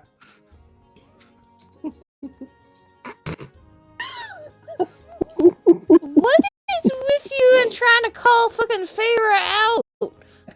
You clearly do not understand this character at all, my girl. I know she's a bit what's the word? Bitchy? I think that's just because her and Rose didn't get along that you have that impression. Maybe. I will say of everyone here, Feyre and Clint are the most physically affectionate characters. Maybe Clint is just physically affectionate today. Yeah, Possible. It's good that On a Fair. day-to-day basis, I will be in Z's court of she does roleplay Feyre patting people on the head and shit. Mm-hmm. Yeah, she is physically She's affectionate, and then Mhm. she has said many times in the roleplay and has the backstory of she is friends with a lot of the tavern people in the city. Yeah. Okay. My bad. So, if y'all's plan, either gonna have to play it up, or like find which one of you lacks the next type of love the most. Or could convincingly act just- as though they are missing something. Yeah. Mm-hmm. Or just I don't know. try to track him down again. That's also an This is- option. This is also true. We could just Mhm. fucking chase this bitch down. Yeah, just sit on the roof like a stakeout. We could find somebody proficient in scrying. We have objects that belong to them. But that would lead to a different question, though. Does the arrow belong to him if he is doing this for somebody else? Mm-hmm, mm-hmm. Well, even if we don't find them, then we'll find the one that. That's an even bigger one. Scrying is what? 3rd level spell? 4th level spell? Fifth level. 5th. Damn. Can you Yeah. find somebody to cast it for us, if nothing else? Yeah, but I'm trying to think if we know anybody that is that powerful of a magic user. I don't I mean, think surely we do. there's some in town, like some rando. I would say that you guys would have to search for someone. Actually, we don't you need guys to. do remember that one of your neighbors does sell a book, is the owner of a bookstore. Hey, Scroll of Scry. Alternatively, or rather, not alternatively, but as a different course of action, we could go give this arrow to our friend Corey. Yeah, let's go get paid. Pharaoh will just kind of nod at that, like that's gonna be part of the deal. in general. I mean, we don't really have to catch Archer. I mean, you know, not really. See, He sounds like a lovely guy. you seem to be awfully up in arms about whether or not we're gonna be catching him. I mean, Wait, are you lacking Archer? I don't know. I mean, I just met him, just like everybody.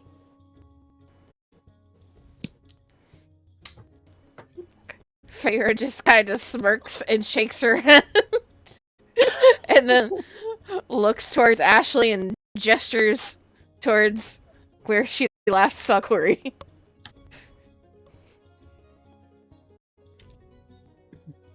Telios and All right, so you guys all make your way Making towards our where way. you last saw Corey. I was about to do that. And yeah, you saw Corey. Corey was talking to the one and only Mert That asshole. outside this place. Bogart, banana, Bogart. Get over here.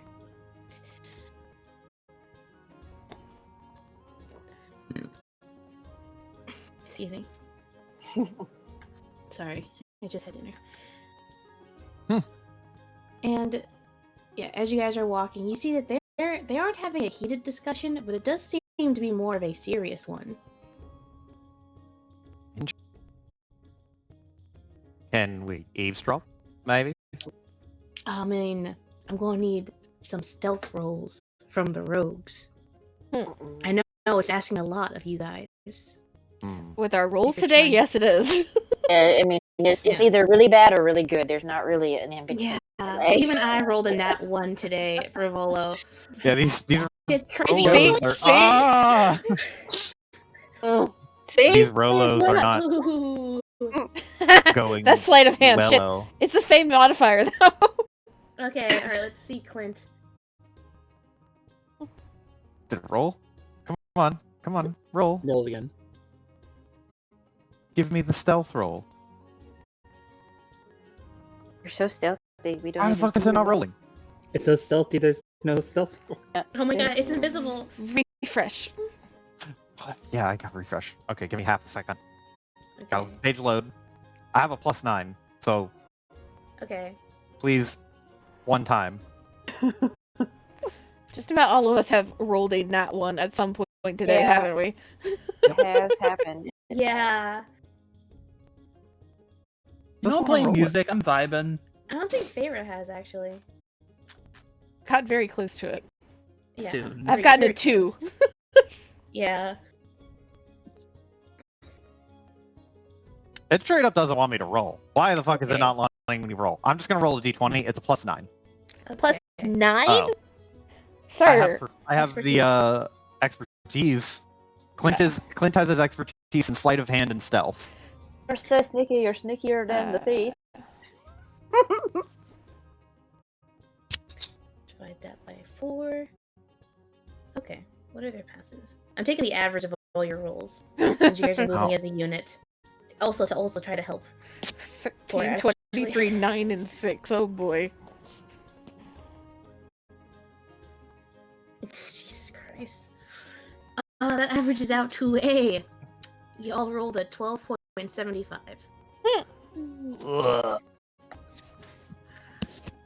Oh boy. Yeah. Alright. Yeah. Good. You guys are getting closer, and you see that they seem to be talking about something more serious. Like no smiles are on Corey's face, but just look like upset, but it does seem to be a very serious discussion.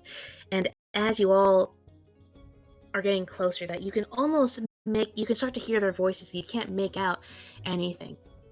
And just as you get close enough, you can start to hear just someone say start the phrase, Zan, Ashley, what do you do to fuck this up? I'm just playing on my. I'm playing on my heart. Let me know I that. have You're a full stealthy right course. now. Let me see what happens with that nat 1 while Ashley's Yeah. trying to be stealthy. Yeah, everybody's trying to be stealthy, but Ashley doesn't realize they're trying to be stealthy, so he pulls on like a band ensemble.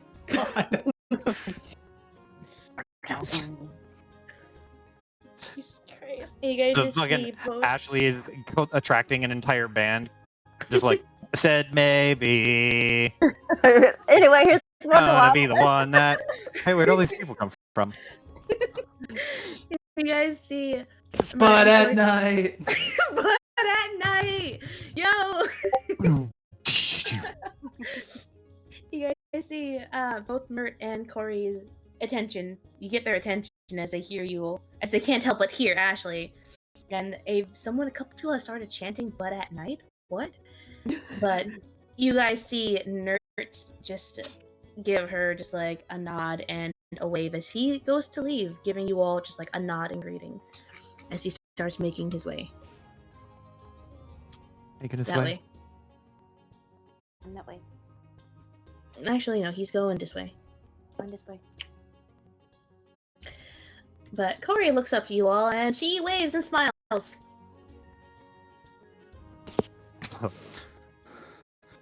One delivered arrow, as per contracted.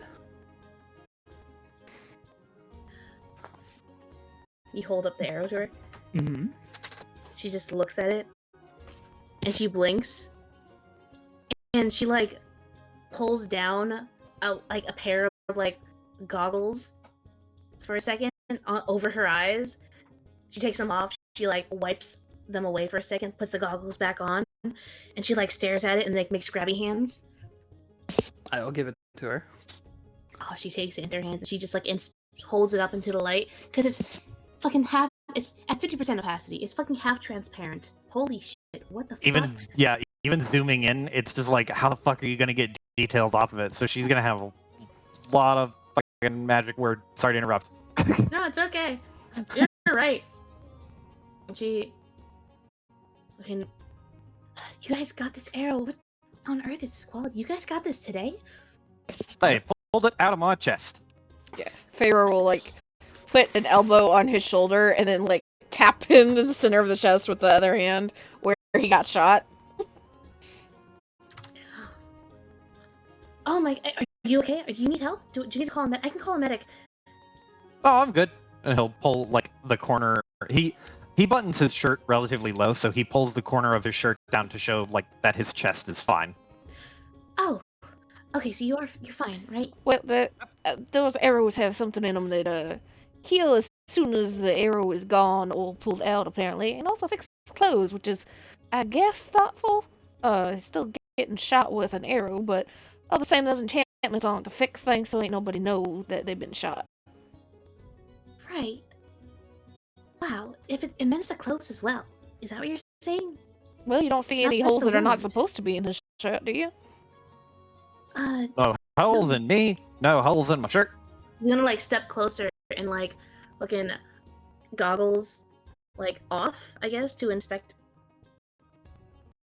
and like makes a motion to like come closer. Let me see. I need to inspect. Clint will walk up, and as he gets closer, he will like lean down until he is in front of her goggles. Or well, she took her goggles off. Shit. He'll lean forward a little bit, and then like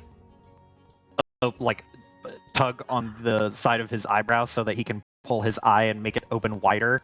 He's just like, also look at my eye. It's all pink.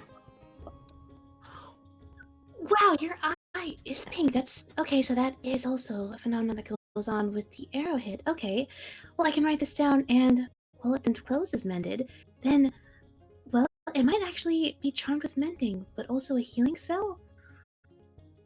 It didn't hurt either. It didn't Well, hurt it kind of either. felt kind of like. I need you to tell me everything. What happened? happened? How did it feel? Did you see when it impacted you?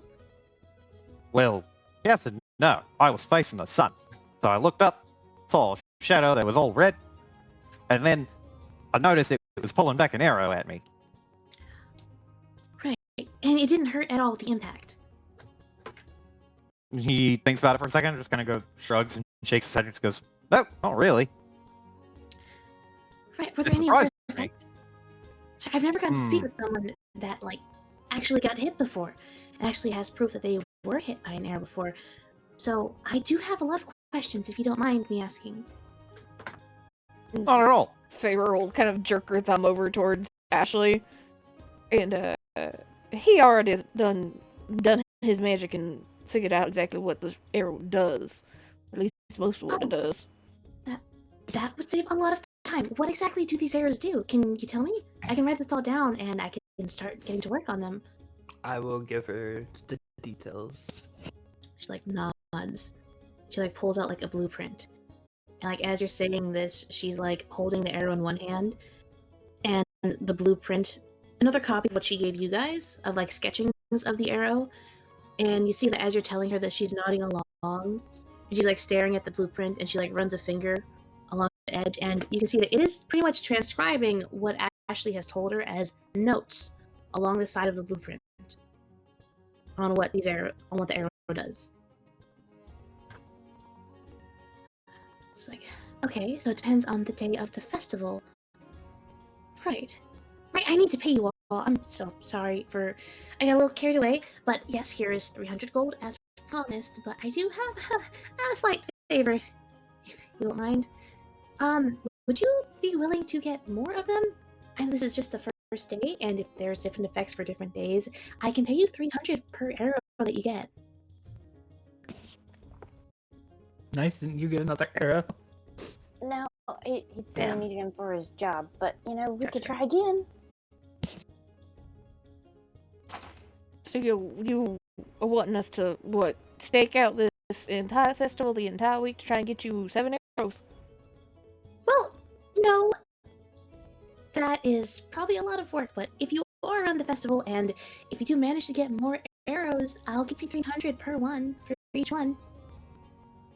It's less of a actual job and more of a, if you get more on your hands, I will buy them off of you, 300 apiece.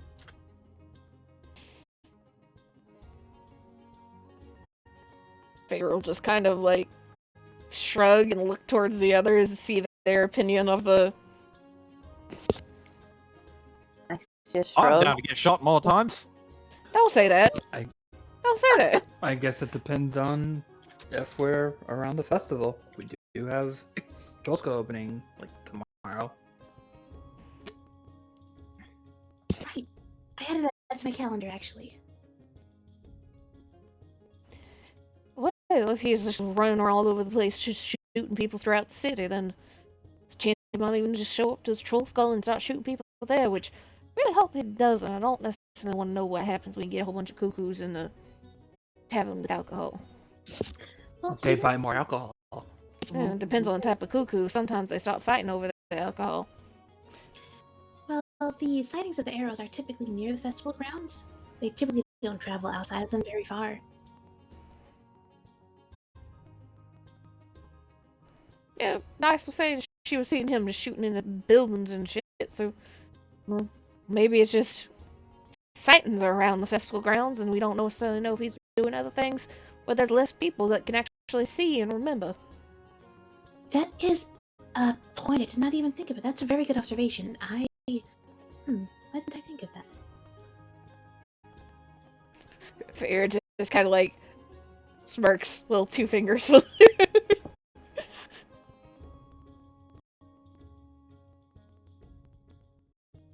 Well, we happen to come across any more, or having a bit of time to go arrow hunting. I'm sure one or more of us wouldn't mind doing that for you. So long as the money's good, I don't think any of us gonna be turned down too many jobs. Great. Yeah, I'm really, really busy lately, or else I would also be, enjoying the festival, and by that I mean looking for the arrows myself, but I'm a bit busy with, work and other stuff, so. Would that happen to Understandable. do anything with the merciless just walk past?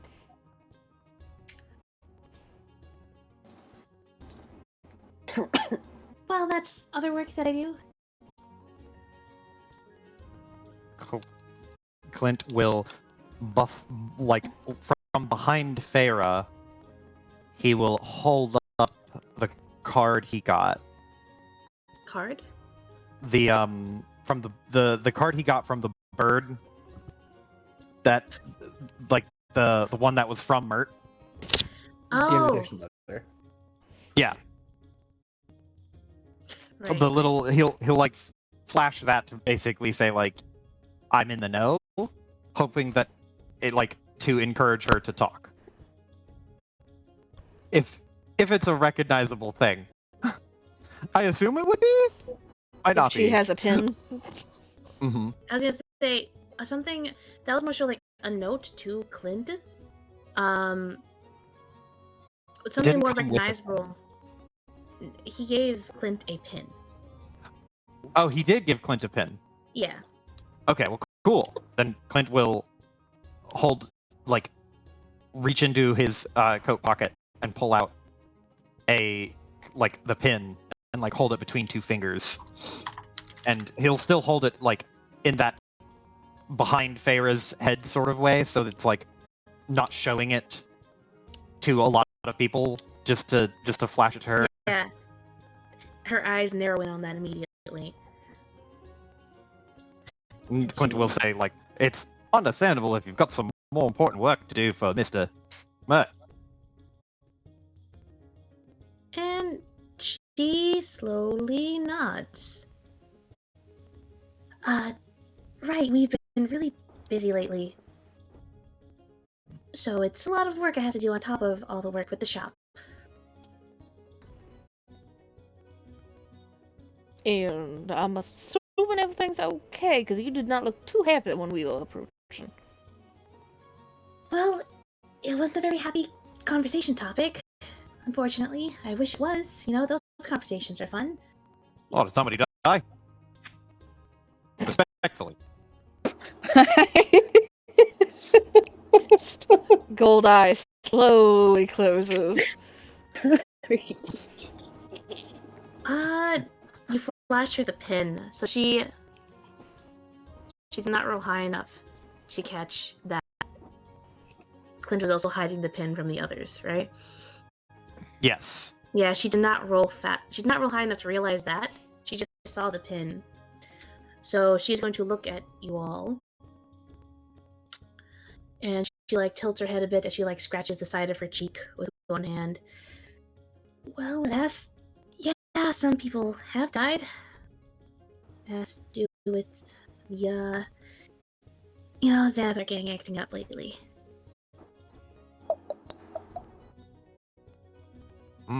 I see. God, we have to go through this conversation every time these fucking things come up. You don't know he is a beholder. No, Yes. I know Okay. that, but Okay. Xanathar is opposite of Davil's shit. Yes. Okay. I have all Or- of this noted down. Yeah, so Xanathar gang and the Zents are currently at war. Okay. Davil is with the Black That's all I need to know at the moment. Yeah, I just want to tell you, Davil is not warring with Xanathar right now. Yeah, but He is not it's the Right now. the whatever the fucking name is. I don't remember the names. Is half the issue. Zents. Yeah. So Xanathar and Zents, the Aarakocras you're fighting. Xanathar. Yeah, that's Xanathar. Okay. So the Xanathar Guild acting up is what you said. Yeah. And Feyre just kind of like scrunches her nose. Acting up even more since the whole warehouse incident. Well, I don't know too much about that. I'm not really, in the field. But yeah, there's been reports of them stealing stuff. What kind We're of trying to stuff? I don't really know. All we can really find are, like, the remnants of what happened. we don't really know what they're stealing or where it goes, or even why. And some people are unfortunately getting hurt in the process. So it was a bit of a more, serious conversation that wasn't very happy. Fira kind of tilts her head slightly, and there is that consideration for a moment. Well, if you want to pass along that information with us, we might be able to look into that a little bit. We ain't necessarily investigators, but we do understand the ins and outs of some of the more questionable stuff that can happen. Might be able to figure out something that a shopkeeper wouldn't necessarily know. That would be great, actually, if you guys would be willing to do that, but it is dangerous. Are you sure? I don't want any of you to get hurt. Your concern for us is noted, but we do dangerous stuff all the time. Farah just kind of smirks and nods towards Clint. We live with him, so we're used to it. And you did just sell us a lightning gun. That is true, actually. I really think that's one of my more fun inventions, actually. I can really go into more detail on that later if you'd like, but again, I really don't want you all to get hurt or to really put targets on your back with this Sandler gang. They're getting a lot more active lately than they have been in years, and no one really knows why. Farah just slowly moves the cape aside and just the various handles of arsenal. Her eyes go on the. She sees the. Who has the lightning gun? Clint Clint. has the lightning gun, but Okay. Farah has a shotgun and a poison gun. Yeah. She has a blunderbuss, a pistol, a scimitar, a rapier, a dagger. Do I need to go on? Corey slowly reaches up and slides down the goggles. Is that a Baldur's Gate Blunderblast? And Farah just kind of, there's a little impish grin.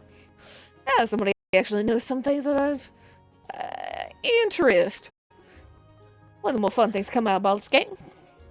It really is. It's such a fascinating device and weapon. It's one of my favorite things about it is the fact that you can actually improvise weapon or ammunition with it. Not a lot of guns actually have that feature, and it's actually really handy, especially in that kind of climate.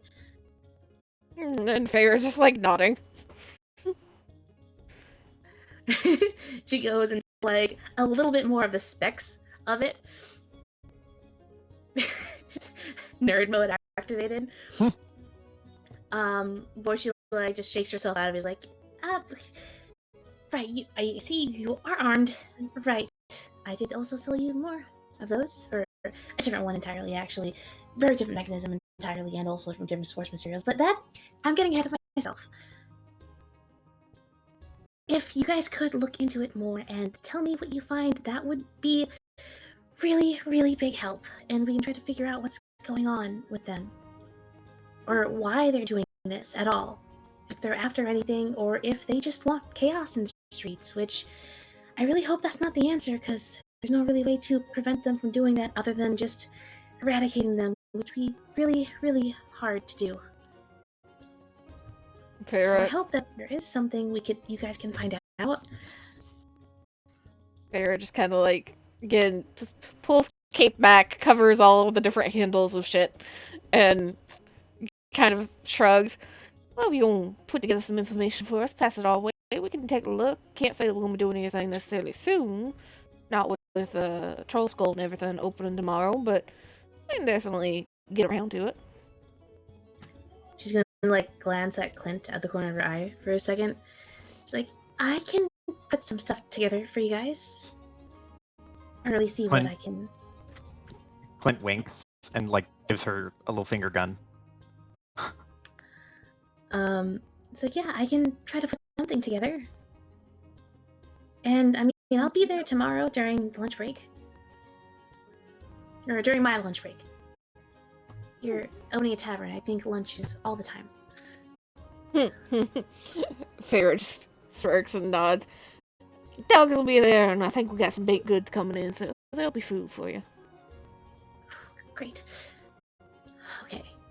Well, thank you so much for the arrow. I really cannot wait to study this and see the different properties they have. Was it always this opaque? No, whatever was in it is causing that, and she like very lightly taps Clint's temple.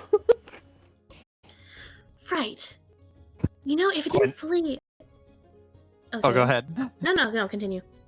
Clint, like, on the tail end of Farah commenting, like, whatever was in it started fading after it caused that, like, pointing to Clint. Clint will immediately comment to Farah, just say, "You have a very charming smile, by the way." Aww. Farrah just like pauses for a second, looks at him, and then just smirks. Thank you, Clint. Think you're gonna be saying that tomorrow after this wears off. Say what? Shakes her head. As you can see the effects. And I can say that it is not necessarily too unlike, I guess, the effects we've seen other people have been hit by today. Right.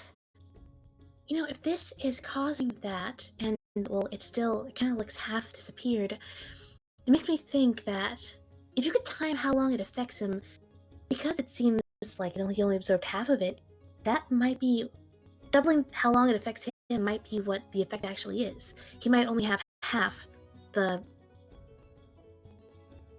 I guess, reaction time or effect on him.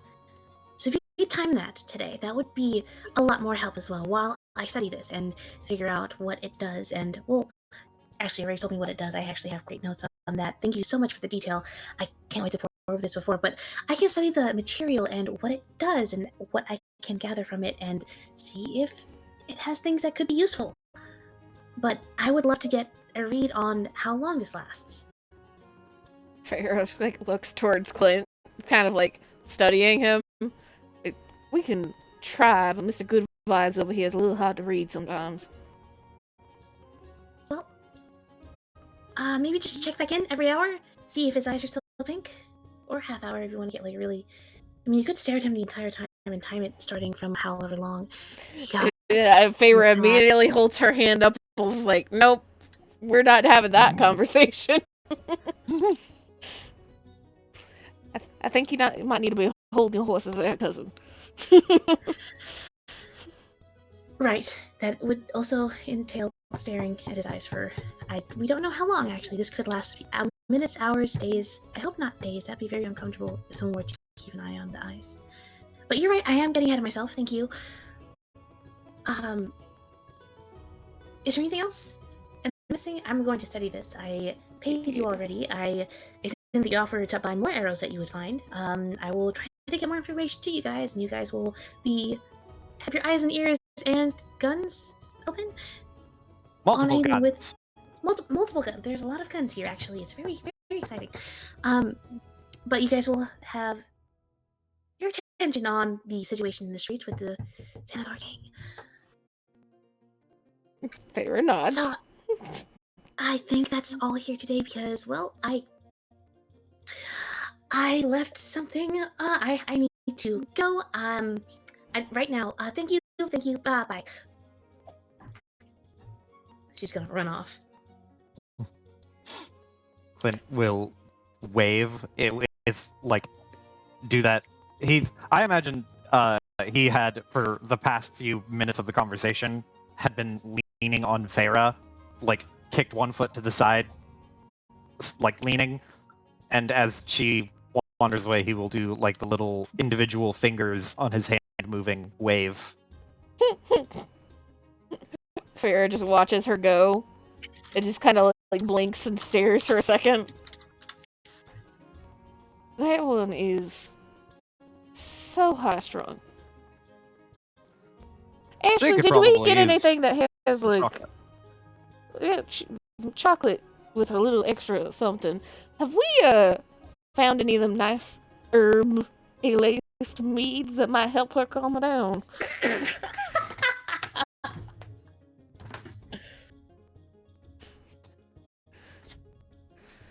know what? Ashley, you might need to have a conversation with a brewery. See if we can work on that. Get some CBD infused. Oh my god. You know, one of your neighbors is a botanist. We have a lot of neighbors. We're gonna be the first tavern in fucking Waterdeep that offers calming alcohol. And puppies for extra calm. Yeah, it's like an apothecary place that sells herbal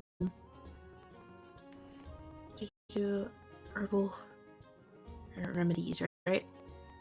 It's called potions and troll skull. Yeah, the Corellion's Crown potion shop and non-magical herbal remedies.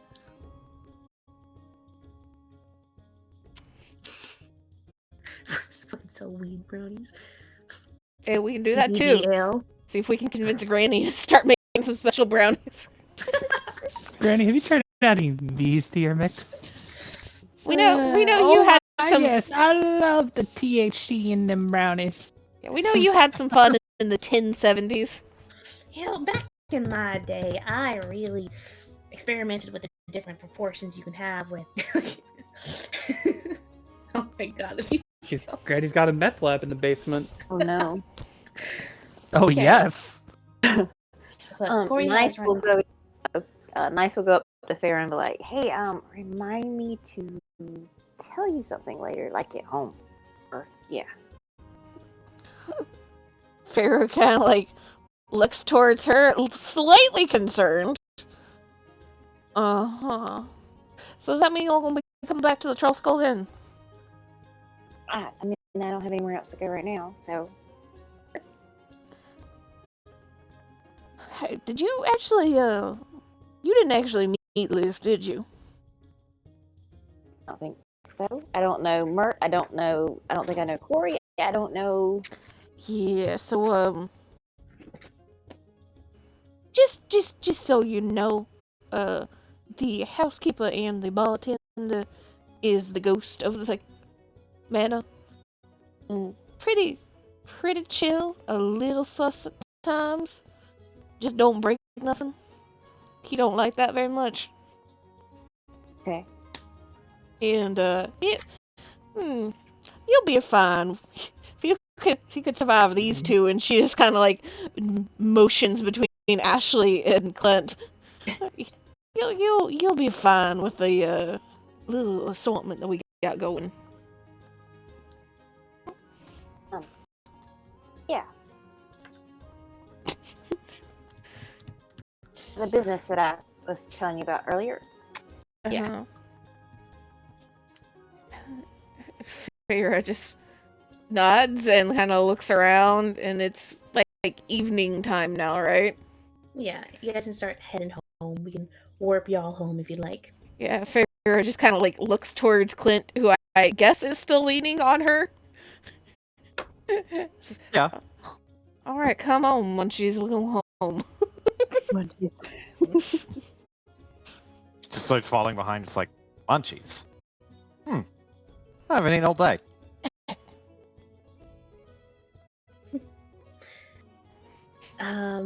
So you all can get home, and whoops, didn't mean to do that. You all get home. Oh, Mutt. Goodbye, Mutt. Mutt's Be packed his gone. things and left home. And left to go home. But nice, this place is fucking renovated. This shit looks nice. Yay. For lack of a better word. Go ahead and drag your token wherever. There's also 12 dogs running around. Yeah, there's this area here on the right. Yeah. This is a backyard. We have declared it that is the backyard. And as you guys, it's like evening time. Joe, for the notes, Mm-hmm. Mark down that you have 1 renown with the Harpers. Hey, perfect. Yes, there are 10 massive guard dog breeds, 1 corgi, and 1 bulldog. Okay. Clint will immediately go to the bulldog and pick up the bulldog, and all of the wrinkles collect in the Aw. face of the bulldog. He's like, "This is Winslow." Ashley goes over to the corgi, and on the way, he bought a little corgi-sized top hat and monocle for him. No, cute. And this is Baron. Oh, They're very adorable and super cute. And yeah, Feyre will just go towards what I think is becoming her table. Her card table. And just like sit down, and she kind of looks around for a second and just hear, Liv? just when I make him invisible. Yes, you should know better. That's true. She always talks to Liv. Yeah, that's true. But like, I was just like, yeah, the bar is empty. You see a note left on the actually on the bar of a note that reads, "Dogs have been fed and given water. They've also been walked for the most part. See you all tomorrow for the opening. I'll be here bright and early. Signed, Finny." Aw. She probably left it on Feyre's table. And you call out for Liv, and he like slowly starts becoming visible behind the bar. As you just like, Nice, Liv, nice. She actually has I guess, shared custody with Mutt's portion of the tavern.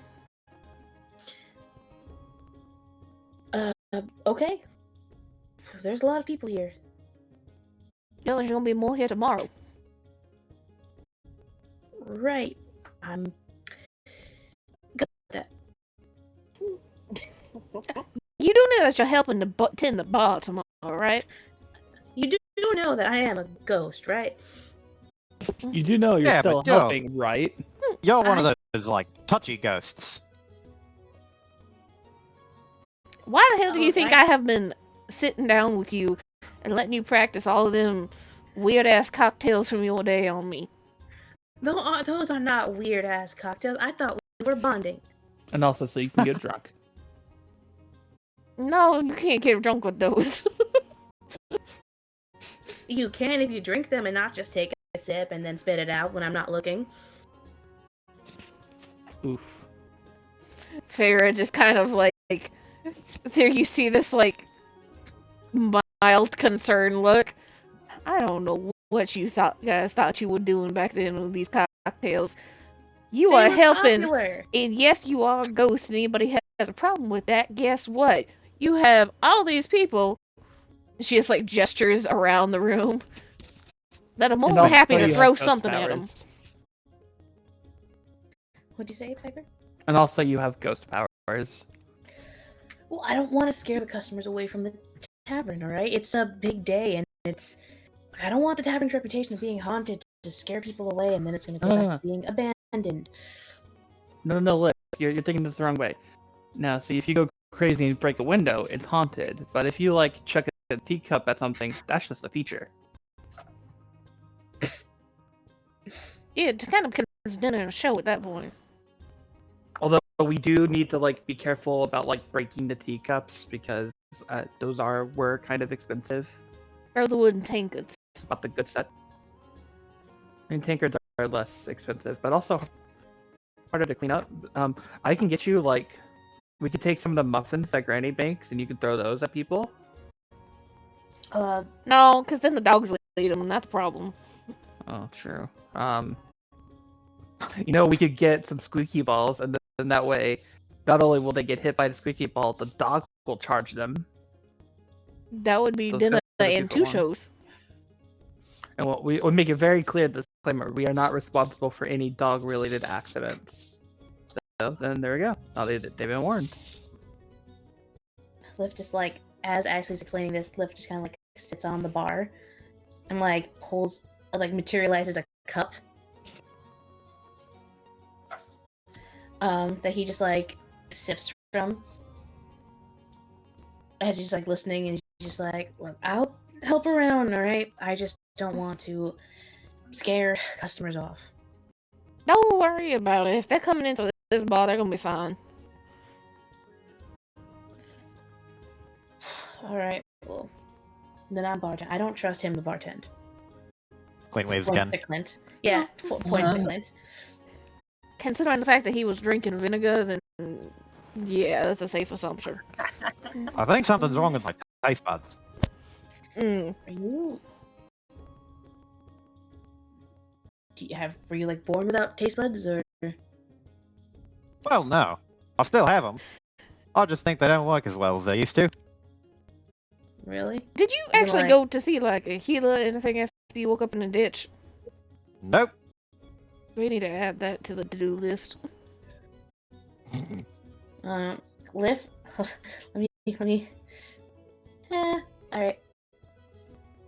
Liv is just going to impulsively lift up a hand, and you just see like a bottle of fucking Tabasco from behind the bar float up, and it just like gets tossed to Clint through the air. He's like, I don't know, let's test it. Can you taste this? It's a bottle of fucking hot sauce, like the hottest sauce available in Waterdeep. That's the digitation on it. No, like it's like this is an experiment. Scientific. Clint. What a fucking bit. Clint is gonna try and take it, and he will kick back two gulps. Not big gulps, but like just two little like, well, not sips, two sips, not two gulps. There it is. I was like, there's a word for when you take a little bit of a drink.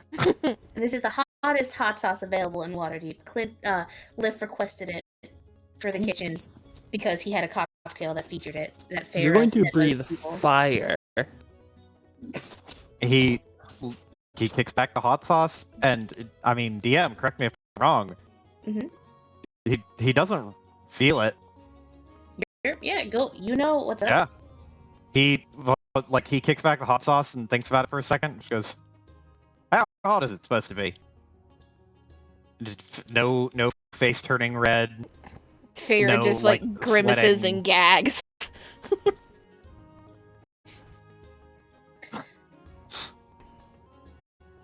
Hmm. Yeah, That's you going to see a healer at the very least after this festival's over. He shrugs and goes, "No skin off my back."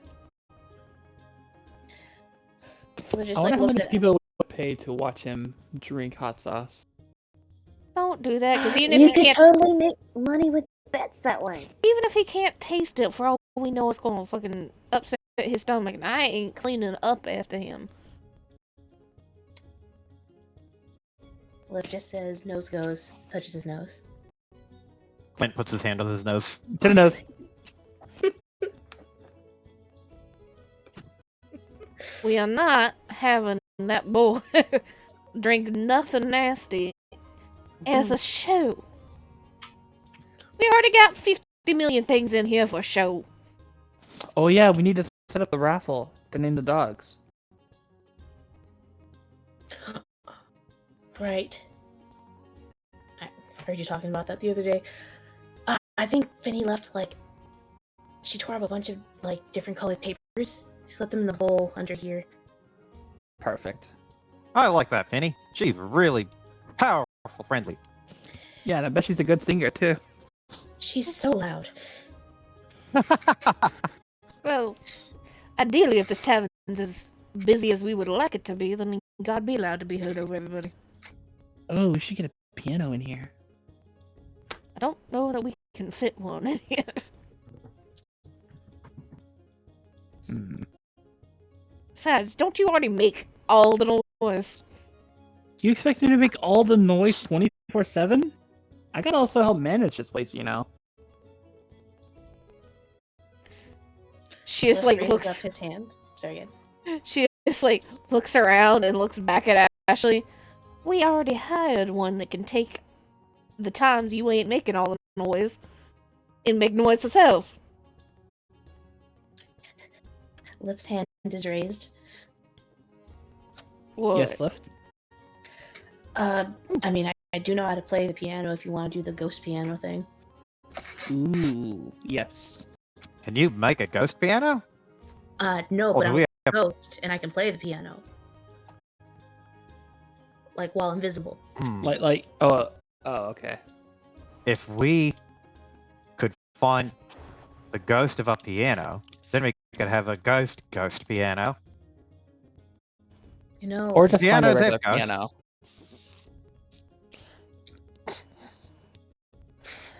I'm gonna go looking for a piano tonight. okay, you can go shopping for a piano, get it delivered and installed just before opening. However, would you believe it? Freddie Doyle and his crew are the installers. Yeah, they do delivery work on the side. That's my squad. Or kings. Mm-hmm. We'll say we can wrap up here soon, unless there's any other things. Well, apparently, Players, Nice listeners. wants to talk to Feyre. Because I will What's forget this? that. Mandy, you have the floor if you would like it. So I told you that I was going and handling business. Which, you know, I work for an antique shop. We go and procure things, you know. And y'all's friend was talking about running into the Xanathar gangs. Well, yeah, I too have ran into them and stolen some things before they got to them, and they've stolen some things before I've got to them. However, like, whenever I find the things that they've been, like, stealing and stuff, it's always been broken into pieces.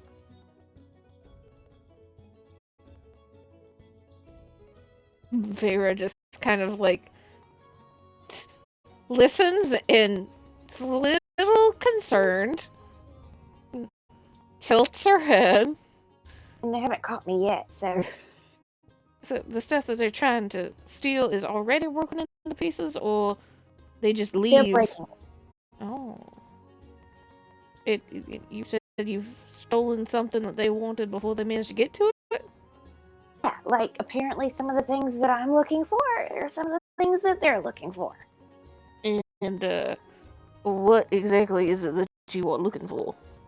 Antiques, but I don't know why they're looking for that kind of stuff. And then breaking it. Would you happen to have any of these things that you're pretty sure that they're looking for? I mean, I can go to the antique shop and show you the things that I've gotten. As far as I know, just antiques. Yeah, well, I feel pretty sure that these are exactly what they're looking for, then might be a place to start. Antiques is an awfully broad category there. Yeah. I mean, the less I know, probably the better, right? Yeah, I guess that's one way to look at it. What was the most recent thing that you're pretty sure they were after? The thing that I found that was broken was like a cabinet or something. I don't know. Like, it was like all into pieces. It could have been like a big grandfather clock or something, but it was like, you know, that size. Mm-hmm. And have they caused you any trouble? Like, I mean, not specifically? yet. I don't know that, you know, I'm the one that's like near first, but sometimes they get there first, so it's tit for tat. But Would any of them know what you look like? no. And I don't really know what they look like other than pieces left over. Symbols and shit. Actually, Nice, you would recognize a couple of people. I would recognize a couple of people then. Correction. You would recognize...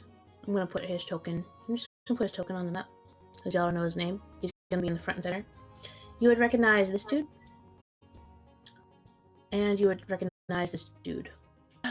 Those were the ones that were like trying to plug up the like hole from the Mhm. other. Okay. And this is the guy that got in a fight with Yagra at the start of the campaign. Oh. And then these two guys were the ones that were barricading that door in the hideout that you guys snuck past. I described them to Vera. Like, there's the same people that were in the thing before that were like, I don't know, trying to barricade the door. And this guy too. The one that And that guy too. had flown captive. Sorry, continue. Those people. You've seen them.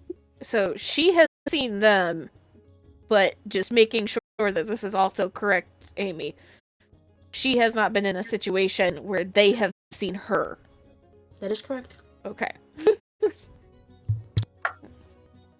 And Feyre just kind of leans back in her chair and see it kind of tilt back onto two legs for a second, and she starts kind of rocking it a little bit. And thinking, I wonder then. Is all this mess was about Rainier and his, well, not Rainier, but his family and the things that they do and do not know. What if all this, stealing and robbing and killing all in line with that too?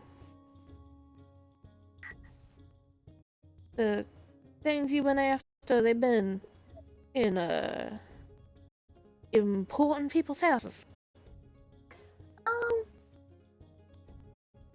There've just been, some of them have been in other stores. It's like there's actually something I'm supposed to go get tonight. Tonight. Oh, or soonish. And Feyre just kind of sighs, and you can hear the audible click as she like leans forward again, and the table, like the chair, all four legs down again. Well, sounds like we getting dancing right around the edge or something. I don't know if we necessarily need to be putting our nose into. Yeah, I mean, so far, I don't know me, and it's not like everything that I go after is something that they're going after, so there's no, like, real way of telling what they're after. It just happens sometimes.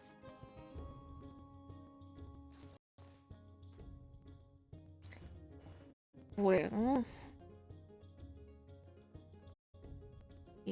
would we want some company on this next little venture of yours? I mean, sure. It's actually just like not far back at the festival. It's like in a jewelry store. It's like a little egg, like a little, decorative thing. Yeah.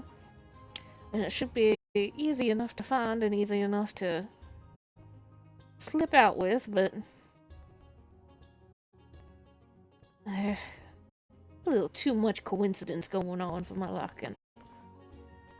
I mean, I don't have to get it. We can just kind of watch and see if it's something that they go after. And if you don't get it, are you gonna be in trouble with whoever you're getting it for? No, I just don't get money if I don't produce the stuff, Not like one of those things that I have to have, like a bingo card or something. But She nods slightly. Well, if there's any consolation, you came back, found out that we got a tavern running, so you're getting money anyway somehow. yeah, I mean, if it's not like a thing where I'm gonna, be out of a job with the antique store. I mean, it's kind of like a family business, so I'm not like I have to have it, but Then, would whoever's running the show be able to tell us a little bit more about all this? I don't know what Ivan knows actually. I mean, we can talk to him. Feyre nods. That sounds like a plan then. Keep an eye on that little jewelry store and the egg. Mhm. And if you don't think Ivan would mind meeting a few unknown faces and having a little bit of a conversation with him might be a little useful in all this. Sure. I mean, I can take you to the shop whenever. I know we're pretty busy tomorrow, but whenever is fine. Vera nods. Yeah, I have a feeling if I tried to slip out of anything tomorrow night, I'd fucking end up finding my tail on fire by somebody. But we'll look into it. Just might don't be the know how much- best if you don't go wandering off to go do any jobs on your own for the next little bit. Okay, and I don't know about this Merc person and why he's trying to. He's a meddler. Like sticking his nose in places saying that he is doing it for the betterment of the city or betterment of people or whatever. I don't know. Pretty full of himself, if you ask me.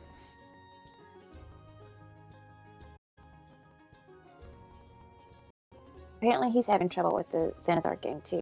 But I don't know him, so I'd rather not tell him about the stuff that I do because it get me in trouble. Fair nods, and there's a little bit of a smile before she gestures around. Ain't nobody here is gonna be saying nothing about nobody. Well, and she has kind of as she is saying that, gesturing and looking, and then the hand and gaze lands on Clint. He is well, Clint waves. he's not supposed to. You just, as long as you can set his mouth to running on something other than what you're doing, you should be good. It's Gotcha. usually about getting his brain going in a different direction so his mouth can't keep up with it. Gotcha.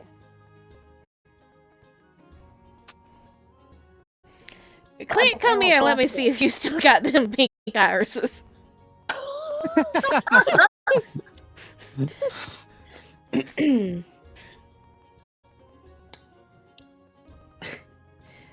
Does Clint follow?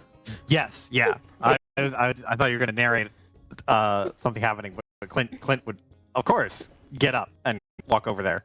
And Mhm. for you, he's actually fiddling with something, Farah, that you haven't seen before. Or you probably have seen it, but he's fiddling with an amulet that he typically wears.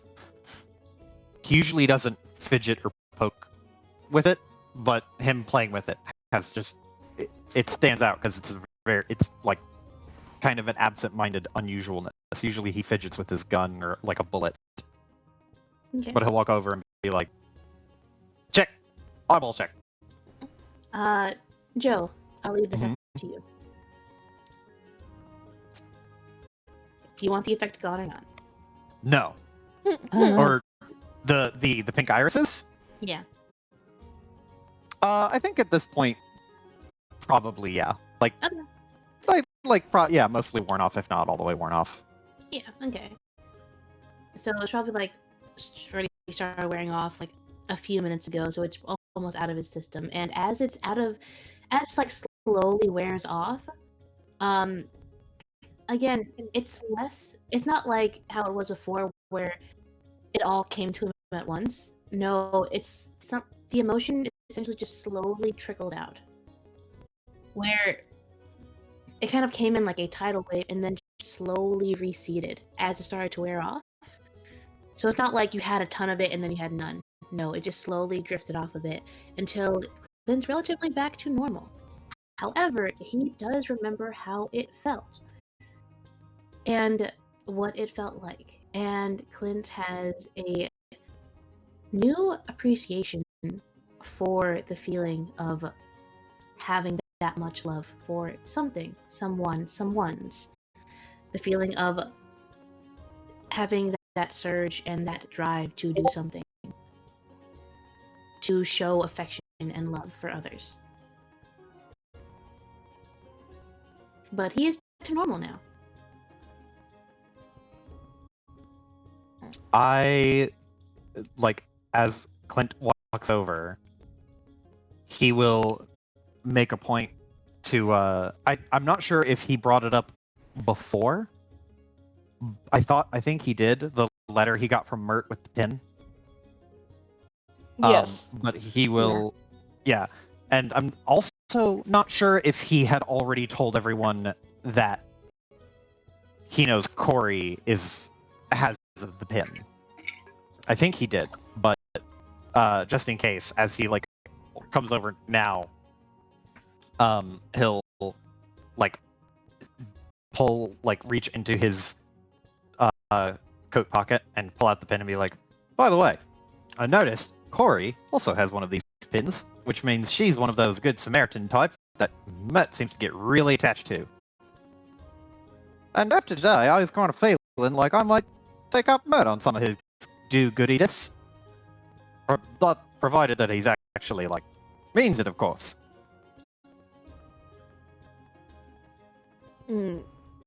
Farah just kind of like sitting a little straighter, like leaning close, kind of like squinting at his eyes, seeing like the pink almost completely gone. Just we'll make a mental note of roughly the time that she can say that it lasted for him, and lean back again. Well, that intensive conversation, and especially about some things that she wasn't necessarily wanting to talk about too much. Kind of figured at least she was attached to her somehow. But if you want to deal with Mutt, then you're free, man. Ain't nobody gonna be stopping you. Just as long as you remember that he doesn't particularly like us. And she motions to herself and Ashley. I can remember that. I'll put in a good word for you. And at the very least, I also could just use this to get in a little bit closer to the, murder. What's a good name for him? Harpers. That's what it is. What? They're the Harpers, right? Oh, yeah. Yeah, so Harper's is the faction name of a good person aspiring. Mm-hmm. The Good Samaritan Mert types. I don't know if he would know that, but I'm assuming he would. I was like, would he know that name? I don't think we've heard that name before. Don't know if it was ever explicitly said. Yeah, no. Retcon. He would say, like, this was the other idea I had, so he's like, what's a good name for him? The, murders. Murters. Murters. Yeah. There is a moment of, like, did I hear what I think I just heard? Yep, I actually heard it. Farah just kind of, like, lets out this, like, kind of exasperated huff, but there's a tiny smile. She is growing used to his bullshit. Well, I guess it can't hurt to at least see what he's up to, and if nothing else, you get on his good side, it'll keep him away from our business. Keep him from poking around too much if he starts getting any ideas about nothing. And she'll kind of like, is he still messing with the amulet? Mm-hmm. He is, like, doing that thing where you, because it's, I don't know if we agreed on what it looks like, Amy. But, no, it's up to you. But yeah, so it is, it kind of doesn't have a definitive, like representative shape. Like, it's not like an amulet that has an eye or an Ouroboros or something. It is just a very flowy kind of magic-looking design. And it is like a weave type shape that is it's not a crescent. What's it's It's like a triangle, but the bottom of the triangle is bent inward. Something that's used in like as like an objective marker in most video games, where it's like a downward pointing arrow, but it's just a head. Yeah, like kind of like a chevron. Yeah. It's that kind of shape, and it's like a silvery sheen to it. And he's just like blinking it with his finger and like twiddling it back and forth. She kind of watches it for a second, and then looks towards Nice, and judging, kind of. Is Nice still nervous mode, twitchy mode? Well, when he said that he was going to take Murdoch, like, for some job, she's kind of like...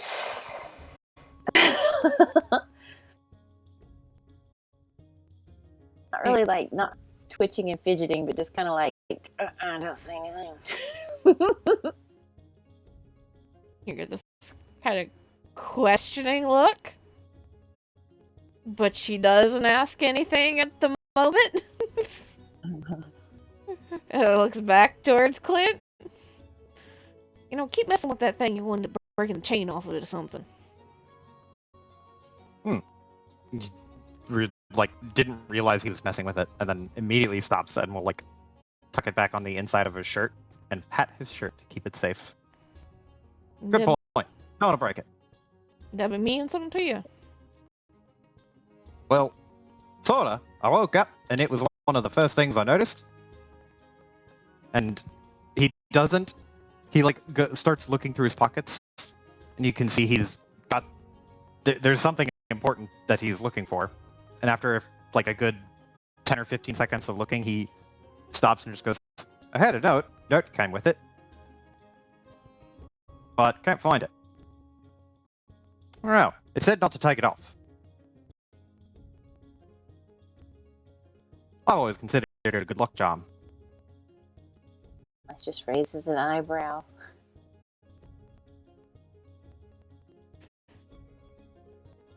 And I thought that shit on ships got weird. You deal with gangs breaking shit, not even stealing, just breaking it. You got fucking good luck charms that you just don't know anything about. You just trust in a note. Him over there's got fucking foxy. Starting to rail against the like weird bullshit she is surrounded by again.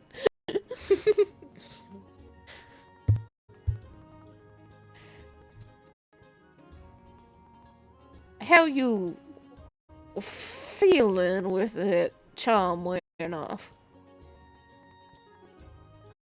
Feel fine. Still feeling like my normal self. Does he look confident in those words? He looks like a little.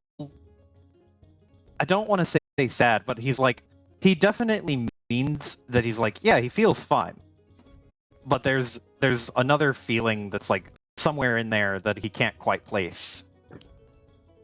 That it's more that he doesn't know it. I'll say that the pink is completely gone by now. So you woke up with something on, you didn't remember putting it on, and then there was a note. Wait, repeat that? The thing that you're wearing, you said you woke up with it on? You don't remember putting it on? Nope.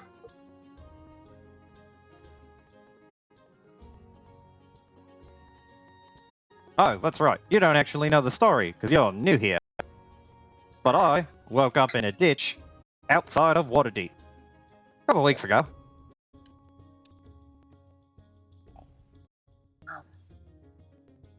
But the only things I had on me were my clothes. He pats his clothes. And my trusty friend here, and I'll pull out a handgun, and then spin it and put it back in its holster. And this, and he'll pull the charm out. With a note. the note in a ditch. In a ditch. But I have memories of stuff before that. Like, I remember my brother, and I remember going on some adventures with him, and we got into a big argument, and then we ended up parting ways partway through the day. I ended up going down to Waterdeep. Can't remember why, but I got here, so worked out all right. Just, you got here ending up in a ditch. He thinks about it for a second, just goes, "Yep, it is how I got here." I like to think of it as proof that I can't be stopped when I set my mind to something. And you've not had anyone check the necklace while you had it on? What do you mean, check it? I mean, like, actually can check the arrow. You never had them check the necklace? He looks at it and just shrugs and just goes, "Nope." I mean, that's personal choice. Just kind of, weird. I just didn't think about it. Both eyebrows go up just in surprise. Well, that's an option. He'll look over. Where is Ashley relative to, like, I imagine they're all having a conversation. Because he'll look in, like, towards Ashley and be like, "Hi, Ash, do you want to check this necklace out? Can you do it while it's on me?"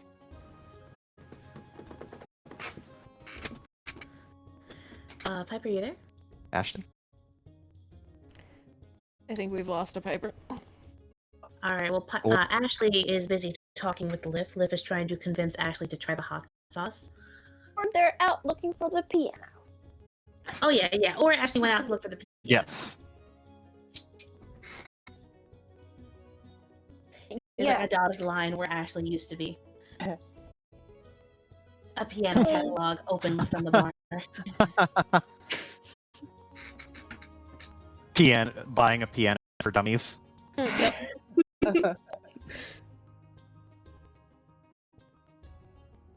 And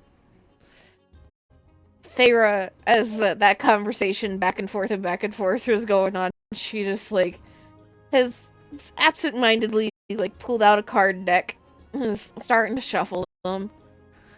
Just kind of watching. Yeah. I think you'll find out pretty quick and easy that question him a little bit too far ends up just bringing more questions. Well,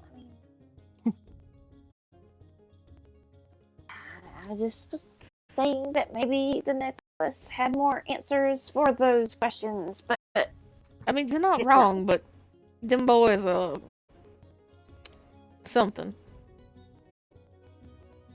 Clint looks and just goes, "You make a good point. I think it's worth looking into this little charm here and what it might mean for me." you definitely keep it on, as the note said, just in case it's one of, I don't know. Cursed or something. Yeah, I didn't want to use the word, but I was know another word for it. But yeah. He's a big boy, he can hear it. What are the odds that it's cursed? Come on now. Do I look like I could get cursed for you? I mean, you woke up in a ditch. But I wasn't. Dead. No, I woke to up be alive fair, in a ditch.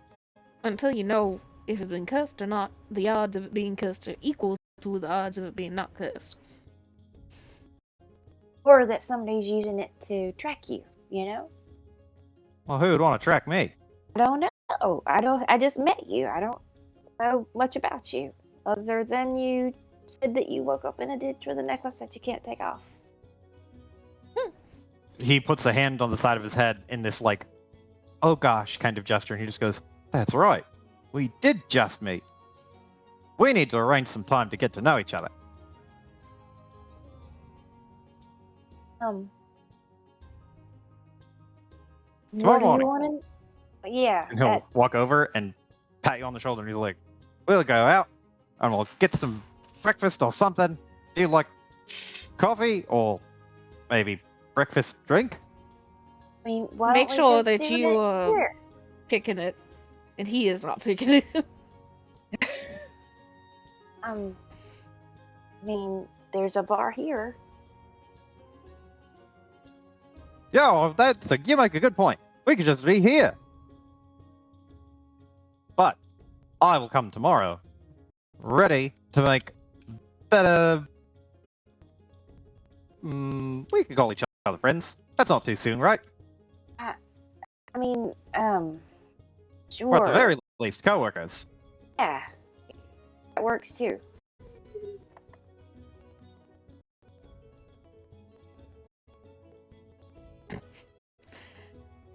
Yeah, you ain't gonna be able to tell him no or nothing. I mean, we have to live here, right? So we might as well at least be co-workers. Friendly coworkers. Pat you on the back. She just looks over at Farah like, This person I just met is touching me. Feyre is not helping her. Feyre is just kind of like, without even asking, starting to deal out cards herself, and then nice, and then vaguely the direction Clint is, and then she just like whistles and like lifts a card and waves it towards Liff and like drops it in front of another seat. Oh, he materializes there. You blink and he's there picking up his cards. Now, are we playing one of these old games that you tried to teach us that's really confusing and all the rules are different every time? No, we are not. We are playing nice and easy Hangman's Noose here. Well, I mean, the games that I know are classics, so Well, no, we are playing Hangman's Noose because that's what you'll be playing if you ever leave this tavern. And at least we gotta make sure that these two here are not gonna be cheated out of their money. At least not by anybody but me. if they ever leave the tavern, alright, fine. Well, you gotta learn how to play it too, because enough people are gonna be coming in here wanting to play something. You want to entertain yourself, you gotta be able to play with them and not just sit there and insist that it only be the games you know. Well, I mean, it's sharing history, isn't it? Showing off all the games that we played 150 years ago. Do you really want to be called old man for the rest of eternity? Well, I'm not old, I'm just dead. You're gonna be called old man if you want to keep insisting on playing old games and yeah, serving okay. old Who's cocktails. going first? Deal the fucking cards, alright?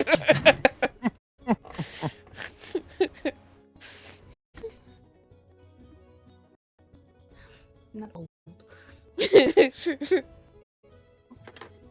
Feyre is learning how to manipulate Liff. She is learning the buttons. Oh, okay, I'm just dead. It's different.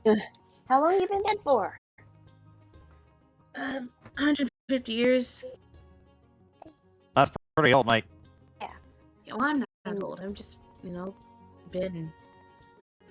Well, to be fair, ain't you an elf or something? Elf old and old for pretty much anybody else is a little bit different. How did you become a ghost? I died. Oh, but not everybody that dies becomes ghosts. Well, I couldn't just leave the tavern. I built this place. I didn't build this place. My family did. I was quite literally born here, so I can't just leave it Gotcha. and let it go into ruin. Unfinished business then. Literal business, considering it's a tavern. Unfinished literal business. Mm-hmm. Oh, that's probably why then.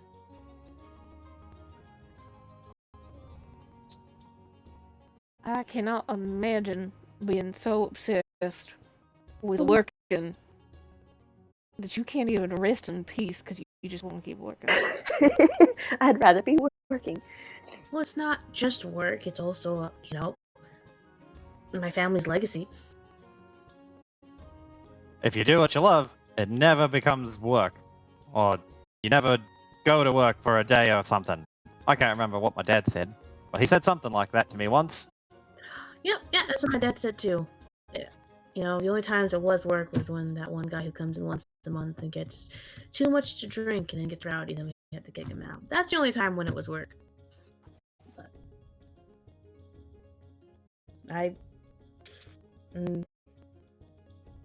No, I can't just leave the tavern. if that becomes an issue here, then I can definitely say that we can tempt Yagra to drink here enough that I'm sure she'd be more than happy to frog step somebody out of here.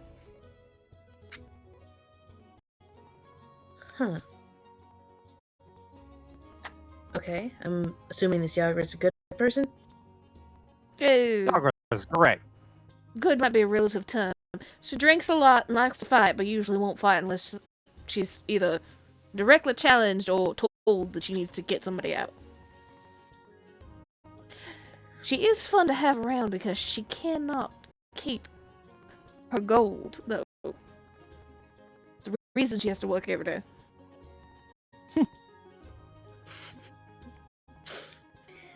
Right, and we want her here. Yeah. Okay. Cool. Having big scary orc lady that'll fucking throw you out the door is a nice deterrent for people that we don't want around. Mm-hmm. No, I get it. We had someone like that back when I had the tavern. Or, when I was alive with the tavern. But, that guy was a halfling. Fair just kind of his little crooked grin. That would be a sight. Maybe we need to get you inscribed at some point. Just paint a nice big mural of it behind the bar. Oh, that guy. We hired him as a bouncer on Saturday and Friday and Saturday nights, and man, he would throw someone out like it was nothing, like it was a sack flour. That's impressive. Yeah, it was. I gave him free drinks on those nights.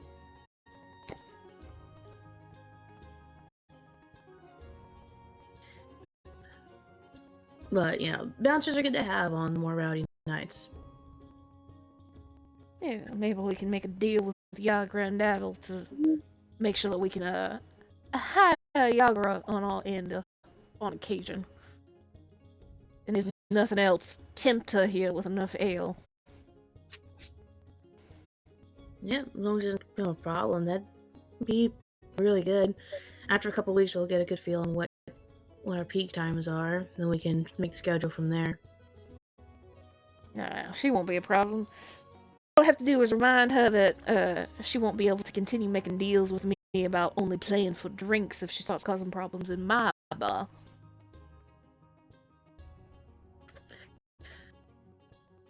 Yeah, I don't know what it is about bouncers and card games. They never win.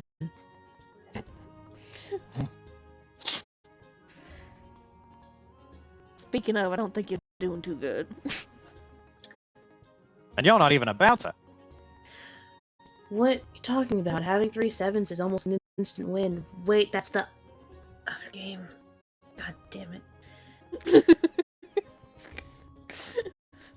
He just drops his fucking cards face down on the table and puts his head in his hands. He's like, I gotta get these new rules down pat. All the names are similar. You'll figure it out. Gotta get your practice in here shortly. Yeah. Whatever, I'm out. Just the cards. To the center. I gotta go do ghost stuff. Ghost stuff? Like Yeah, you ain't been doing ghost stuff for the past 100 years. He waves his hand as he leans back in his chair. He's like, you'll find out when you're old. And just rolls off the chair and disappears.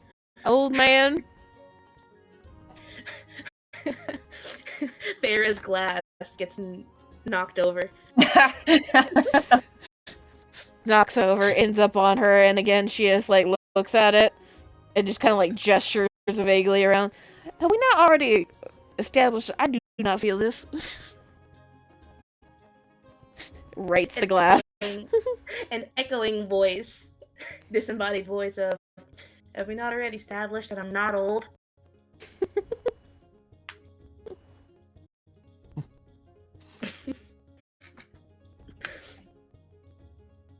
He's gone.